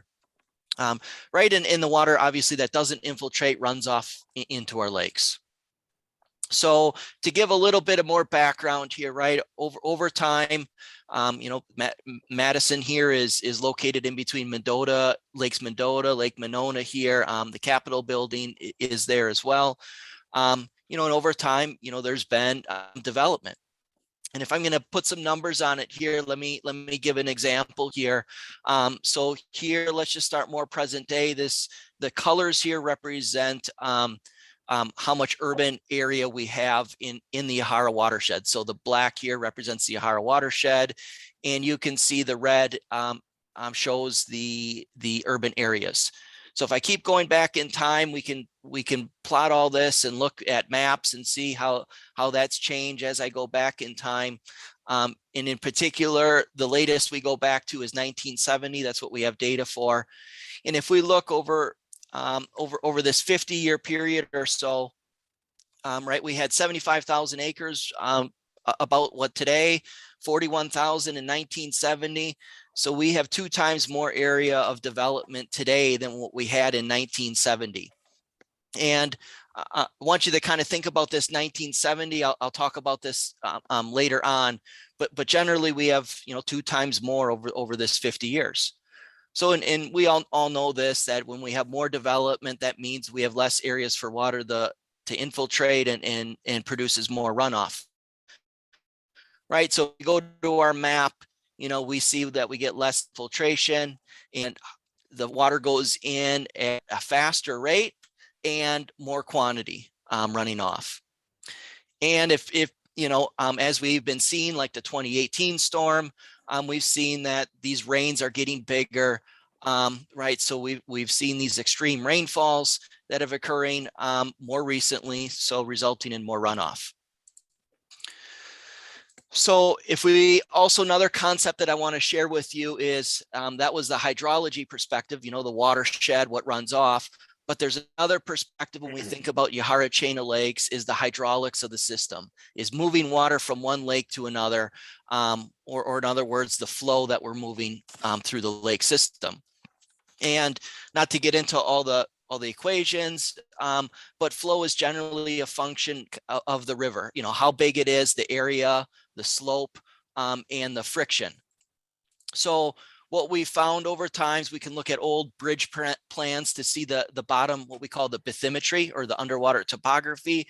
We've seen over time, accumulation of sediment in our rivers. And as you've had probably talks about, you know, the runoff carries in urban, for example, sand for winter operations that accumulates in our rivers, and then we get less of a cross-sectional area to convey flow over time. And we can see here my arrows of the flow here, the orange gets smaller. We have constriction points. So I'm going to have you look at this photo here and see what you see here is the front side, and maybe I'll explain a little bit here. The front here, as we see it here, we see these kind of PVC pipes up. This is the dam, what we call Babcock Dam. And these are our gates that come down. On the right-hand side, this is our stop log bay. And water is flowing, the downstream is flowing through the dam here. And then just downstream here, we see Highway 51, right on the back side of here. And interestingly, what you see is if you look at this stop log bay where we're trying to convey flow, the abutment of Highway 51 is right here. So these bridges, things have been constructed over time, have narrowed the river up. So we get this perspective too, where, geez, our flow is getting constricted, reduced even more. So how are we supposed to deal with this? And then the last piece, which oftentimes people haven't or don't know about, is the abundant aquatic plant growth that we have that grow in our rivers. And when we get all this aquatic plants, that causes a lot of friction on the flow, and it reduces the amount of flow that we can deliver. So we have a fleet in our county. We have 13 aquatic harvesters, and during times of high flow, we're cutting in here like crazy. We're removing plants, getting everything out we can, so we can keep the flow moving and we don't have flooding. But when we get abundant plants, it's like mowing your grass, right? You cut it today, or maybe not today, but in the summertime, you cut it, and 2, 3, maybe a week time later, it's grown up again. So it's a constant battle trying to cut these aquatic plants in the river. And obviously, right, as we get more plants, that's less flow we can deliver through our system. So we have this system here now in present day where we can't deliver much flow, but we have a lot of water running off. So to add a little bit more background here, this plot here, or kind of graphic, illustrates the 4 lakes here, kind of as a cross-sectional view. The 3 lines here represent the summer max, summer min, winter minimum. These are the water level orders. And I don't think we need to talk about the details of the numbers, but generally the range between summer min and max is 6 inches. And usually when I give this presentation, I hold up my cell phone, and my cell phone's 5.5 inches. So you can imagine all this water here coming into our lakes. We have just 6 inches to try and manage the lakes to be within when we get huge amount of rain, and with a watershed size that's such large that we have to convey that water through. But we recognize that water levels are going to go above the water level orders. That's why there's the 100-year water levels. So oftentimes these lakes are exceeded by the summer max just because of how much rainfall we get. In particular, the 2018 year, this blue line now represents that. Lake Mendota was below the 100-year, but the rest of the lakes, Monona, Wabeesa, Kaganza, were all above the 100-year flood elevation. So the next one I show you, and this is a lot of lines, but kind of on purpose to show you the variability in water levels from 2018 to 2018. And if you look at, for example, the orange one here, that's Lake Mendota, and the dotted lines represent the summer max and summer min, right? And then the solid line represents what was observed for water level. And you can see the up down kind of behavior. And if you look at this, if you try and see what year was operated really well, or within the range, I should say, not really well, but within the range, there's only 1 year out of this whole thing, and that's 2011. And the reason is the precipitation this year or that year was 30 inches of rain. And, you know, the normal annual precipitation in Madison is about 36 inches. So if we get less than normal rainfall, the lakes can be operated within the range. Anytime we get more than normal, it's definitely going to be above the range. Just it overwhelms the capacity of the lakes, and the rivers aren't able to convey all that water. So 2018, we had 50 inches of rain that set a record, or I should say a precipitation that set a record. In particular, the 3 lakes I mentioned, Monona, Waukesha, Kaganza, they were either 7 inches to 10 inches above the 100-year water level. And then the bottom plot here, for us, when we manage the lakes, most people look at the water level, right? That's the outcome we get, but that's determined by the flow. You know, how much water is going to go out of the system. We can determine what the water levels are. Most people look at the water level and say, oh, it's too high or too low, but that's determined by the flow. So this bottom plot shows the flow, and I know, you know, a lot of people, this doesn't have meaning of what 1,000 CFS, 500 CFS, or cubic feet per second really means. So I translate this to have a little bit more meaning, which is lake delivery. So what this means is, for example, in the 2011 year on Lake Mendota, if we didn't, if this dam was closed, imagine if you could close it and had vertical walls on Lake Mendota, we would have passed 12 feet of water, right? Lake Waukesha, if that dam was closed, and we could arbitrarily make it go all the way up, vertical walls, it would have gone up 33 feet. And Lake Kaganza, 68 feet. So to give kind of a sense of scale, you know, we moved 68 feet of water out of Lake Kaganza. In 2018, it was nearly double that, maybe even triple that, depending on the lake. So Lake Mendota, 20 feet of water passed through. Lake Waukesha, 60 feet, and Kaganza, 141 feet. So, you know, you see these numbers here of 141 feet, but what we're dealing with in the end, you know, is 2 or 3 feet of kind of water level change here.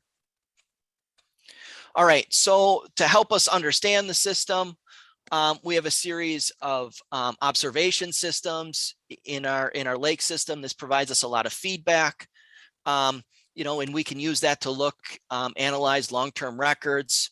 And I'll go through this part pretty quickly. Generally, right, we all see that the precipitation is increasing, the flow through the system is increasing, our lake levels are increasing. So we have this kind of issue here where water levels are getting worse and worse since 1930.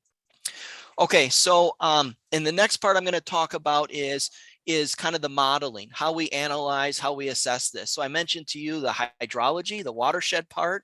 We have models that describe that. We have lake and river, which describes the flow through the system and helps us manage the lakes. So I won't get into too many details, but if people are interested, we provide all the observations, all the models in one platform on a website that the public can see. It doesn't matter what the data comes from. It could be USGS gauges, buoys that we have out on the lakes, atmospheric gauges, webcams. We bring them all into one site. So us managing the lakes and the public, you know, can see what happens. And then we also use models for forecasting, predicting to provide that information for the public. So a lot of our work, as I mentioned on Infos, is driven by science. What we want to do is answer some of these questions. So, and I'm not going to go into the details of it, and I'll show a couple examples. But generally, when we have these models and tools, we want to look at, well, what is our flood risk? And we use models to do that, look at that, analyze it. But what I want to say is the important part, not the details here, is why are we interested in flood risk? It's so we can find where we're vulnerable and mitigate those areas. Another part on the science side we've developed is developing flood forecast. So we bring in all the data and we are able to issue flood warnings and have a system here. We're now moving towards a system where like you may get on your cell phone, like with an Amber Alert, where if you're in an area or a tornado warning, that your phone will get notified of potential flooding in your area. So, and why do we want to do this, right? The objective is for people to be prepared, emergency management to be prepared, and that we can deploy the right resources and at the right locations. Okay, so let me give an example on this flood risk that I want to share with you. Is when we look at flood risk, we're not just looking at, a lot of times you hear a flood risk looking at dollars. But what we've expanded is kind of on the sustainability perspective of looking at it from an environmental or inundation side, the social perspective, and economic viewpoints. And I probably won't share too much of this, but generally what I want to share with people is flood risk is you're looking at your hazards, which in this case is a rainfall, and that has associated probability.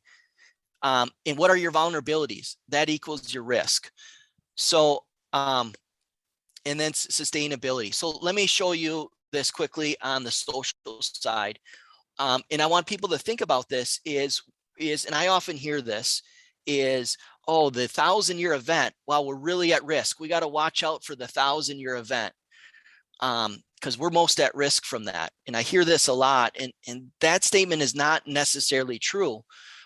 We may be not necessarily at risk, but we may suffer a lot of damages, or we may suffer a lot of impacts by a large event.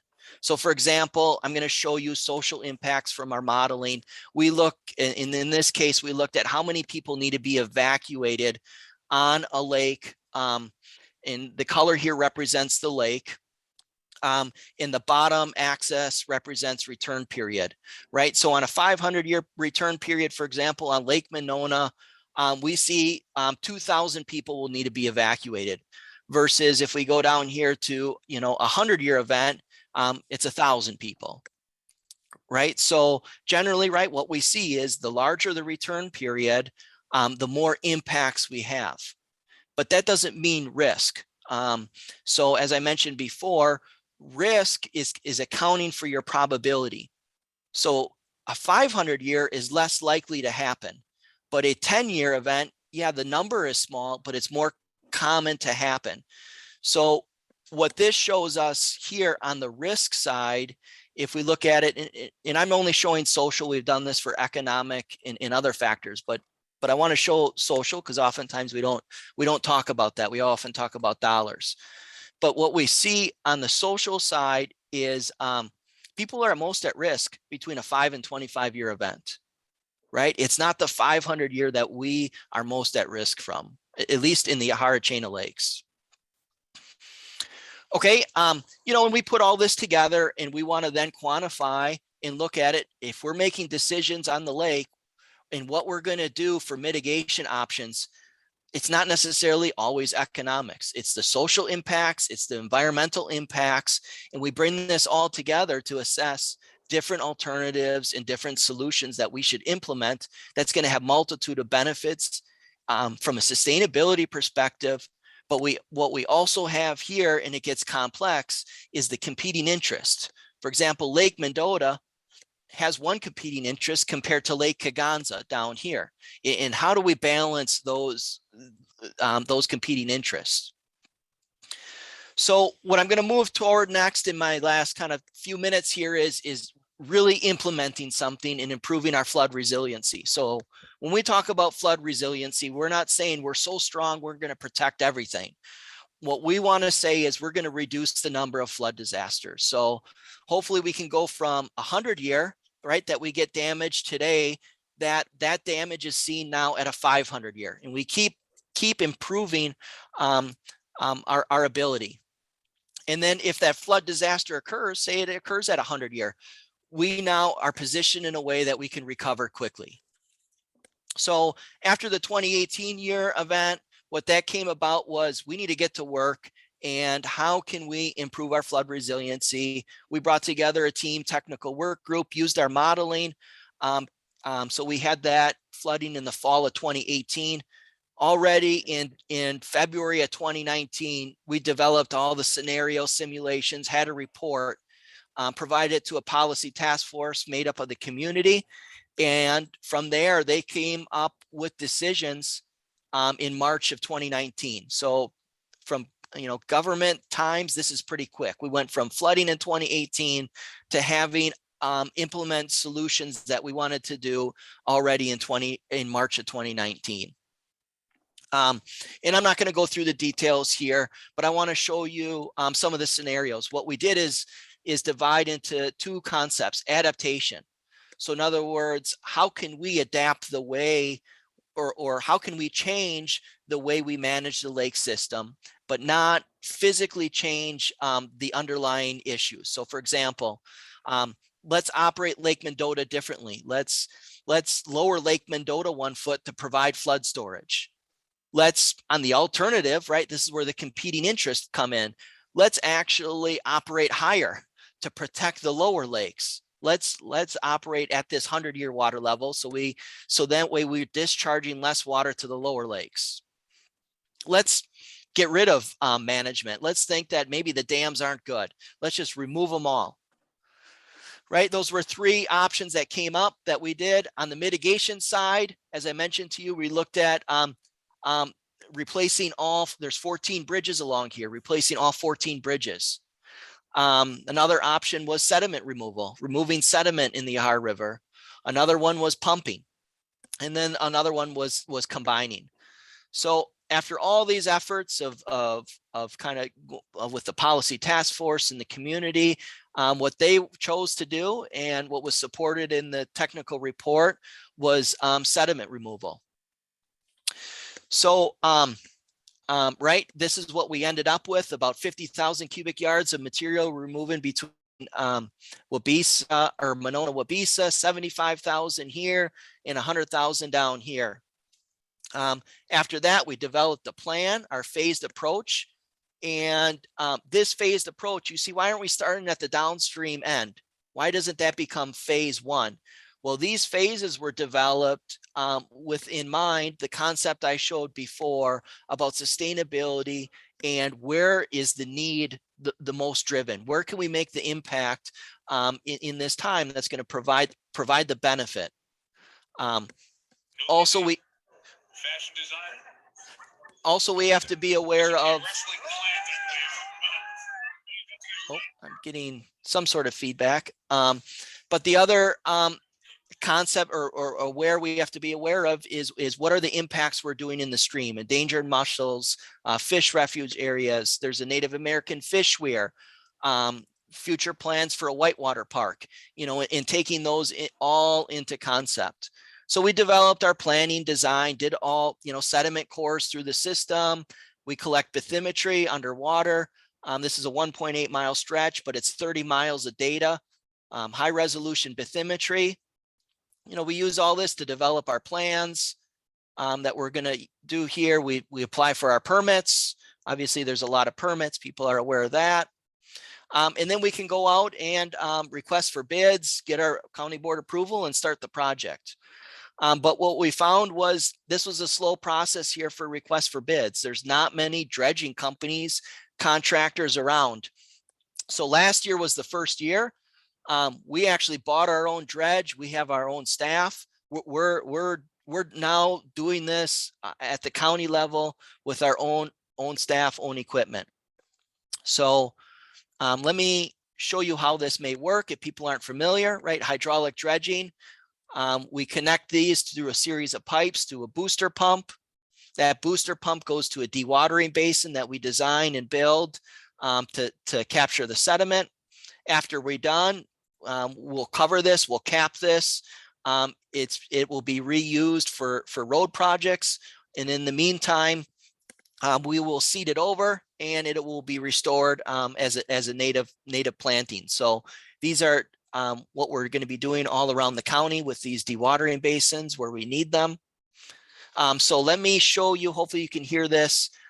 instead of hearing my voice talk so fast, I want to show you a couple videos so people can actually see what this looks like. Now, again, this was the first year of our crew doing this. So our crew really got at it this first year, and I'm pretty proud of what we were able to do. So you'll see kind of interviews from our staff that are talking about this project. So.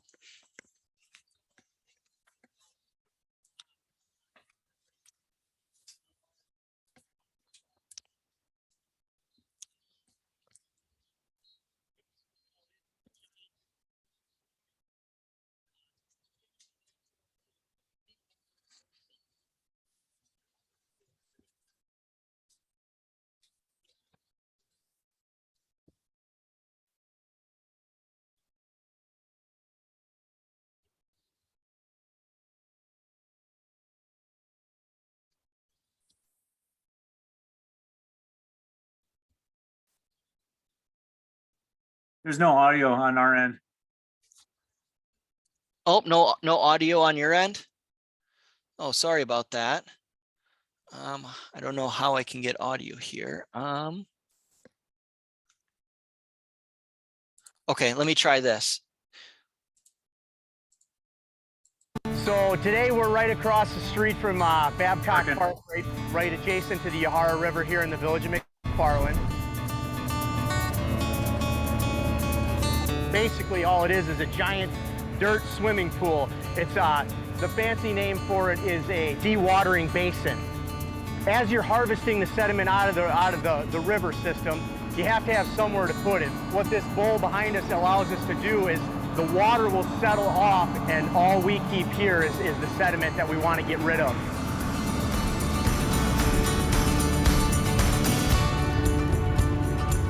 The largest issue that we have is it's going to help reduce flooding, right? Over the years, sediment runs in, fills in these natural voids in the river system, and it creates flooding because then when it rains really, really hard, there's nowhere for the water to go. It's restoring our natural waterways to the way they're supposed to be.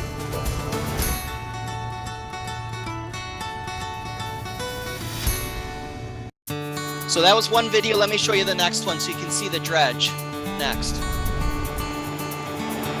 The deeper and wider we make it, the more water will be able to flow through it. Taking 3 foot out plus 50 foot wide, that makes for a lot of extra water that can just flush out. We're slowly moving down the Yahara River. We are dredging down to about 5 to 6 feet. You're looking at these gauges that say, all right, you're down 6 feet. You have a cutter head that is just grinding up silt, chewing it up and sucking it through the pipe. Sand and particulates will settle down, the water will come up, and we have a dewatering structure where the water comes out and leaves all the stuff in our sediment pond.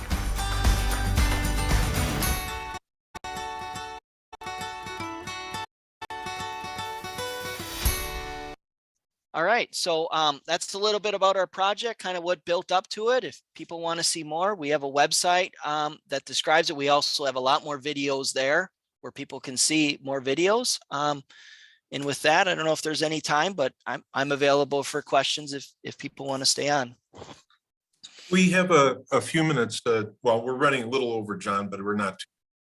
One question I would have is, so you did this Suck the Muck project on, I think it was Dorn Creek, northwest of Mendota, and that was all about removing legacy sediment which was contributing to the phosphorus loading to Mendota.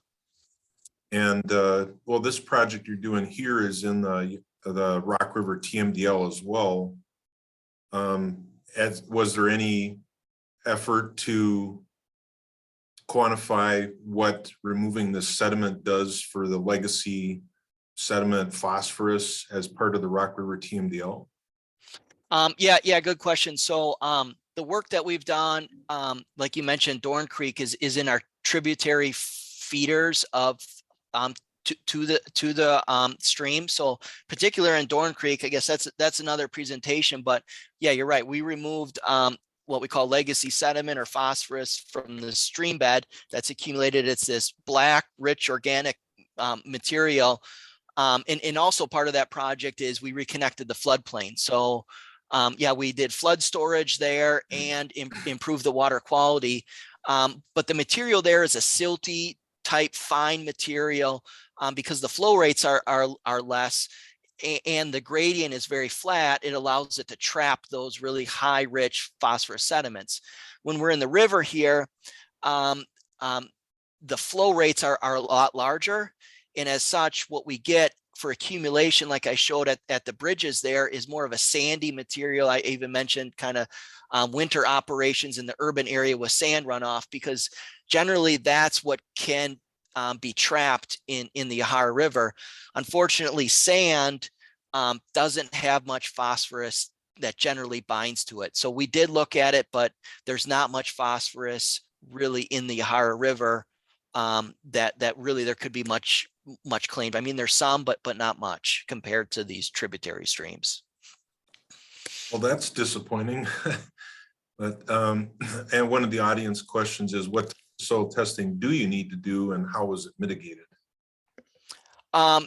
So for soils, what we're looking at when we do soils is obviously, right, we need to look at if there's contaminants, heavy metals, PCBs, pHs, these sort of things to determine that our disposal or where our disposal would be.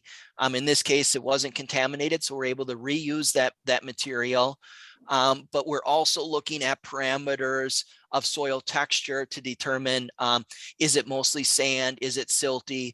And this determines how often we need a booster pump, how much we can pump it. We also use those soils then, which I haven't shown too much, is in the dewatering basin, we use polymers to settle out the fine materials. So it's also used to determine our dosing rates too for our polymers in our ejection pump. Maybe this is a dumb question, but how is the sand getting there in the first place? Because sand is I mean, we think of it as fine particles, but as far as settling goes, I wouldn't expect much sand to make it through a lake. I would think that anything that flows through a lake and somehow gets deposited is mostly going to be relatively fine particles. So where is it coming from? Yeah, I mean, our rivers are connected by urban areas and storm sewers, and there's feeder tributaries that also come in to the streams. It's not just storm sewers that go into the lakes, so they are connected with the watershed, the river too. Okay. Another question from the audience is, what would the outcome have been? What was the modeling outcome in the dam out scenario? Actually, the outcome of the dam out scenario was that there would be really no benefit because essentially in 2018, and this is a little bit more details, in 2018, the lower dams of Waukesha and Kaganza, the lower part of the lakes, those dams, those are what we call low head dams. So there's not much head on them from one lake to the other. And those dams were completely open since January of 2018, all the way through the whole year. So essentially the dam wasn't really there. The only dam really in place was on Mendota, which Mendota's 5 feet higher. So Mendota Dam was there to protect really the lower lakes. So if you're missing that dam, right, the lower lakes would actually even see even more flooding than what would happen, even though they were 10 inches and 7 inches above their 100-year inset record. So removing the dams, which is really only Tenney that has the impact on Lake Mendota, would have caused more flooding. One question that occurred to me is, this is a project that affects what, like 10 municipalities, and I'm sure you had Army Corps of Engineer and DNR and probably Regional Planning Commission and so on. How did Dane County wind up leading this effort? Are you basically the front for a consortium of a dozen different participants? Yeah, so this project is all funded by Dane County funds. We are not taking, of course, it's out of the county taxpayers that are paying for it. We aren't asking individual municipalities to contribute any additional funds. This is all out of the county budget. Wow, but I suppose that simplifies the administration and funding situation since it's all just single source. That's right. Yeah, that's right. And I mean, Dane County, I mean, this is a community, concern and need. And we had that planning process. That was also the purpose of it is what do people want to do? I didn't show it here, but another option is we do nothing. And we have these traffic disturbances. So flooding didn't just necessarily affect the property owners along the lake. I mean, water came up through storm sewers into these urban areas and roads were shut down in the isthmus. We had Johnson Street, which is a pretty popular road to get into the city. That was completely shut down for weeks with flooding. So people were impacted, just not only that if you live, on the shoreline. I think there was at least one death, wasn't there? Yeah, there was, and that was on the flash flooding side, not on the lake flooding side. But yeah, that was flash flooding and driving through, flooded water. So that you showed the different phases. I think you had up to phase 5 or 6. Ultimately, does each phase correspond to basically a year or a season's worth of dredging? So the phases are pretty much, well, they could be 2 seasons, but they're generally split out based on what we think, what we've identified as a dewatering location. So phase 1 has 1 dewatering location. The operations are all the same, or go the disposals all to 1. So when we're applying for a permit in the process, phase 1 construction plans are all of 1. And that dewatering place is in 1 location. So we would have actually 6 dewatering locations. Phase 2 here, we have 2 phase 2s. And that's because there are 2 different dewatering locations, I should say here, but we want to occur phase 2 over the same time. Our staff is doing, Dane County staff is doing phase 2. And we bid out for a contractor to do this one, so we could overlap their timing together. So when all's said and done, you'll be wrapping up in like 2028 or something like that? We hope earlier than that. We finished phase 1. Phase 2 is going to be this year here in 2022. And then we're going to go move on to phase 3 next year. That'll be in our next year's budget of 2023. So hopefully, we're there 2024, 25. Okay. Well, will you come back and tell us how it all worked out when all's said and done? Sure, happy to. Okay. John, I really appreciate your tuning in today.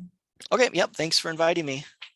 So thank you very much to John and to all the other people that presented as well. So that wraps up our workshop for this year.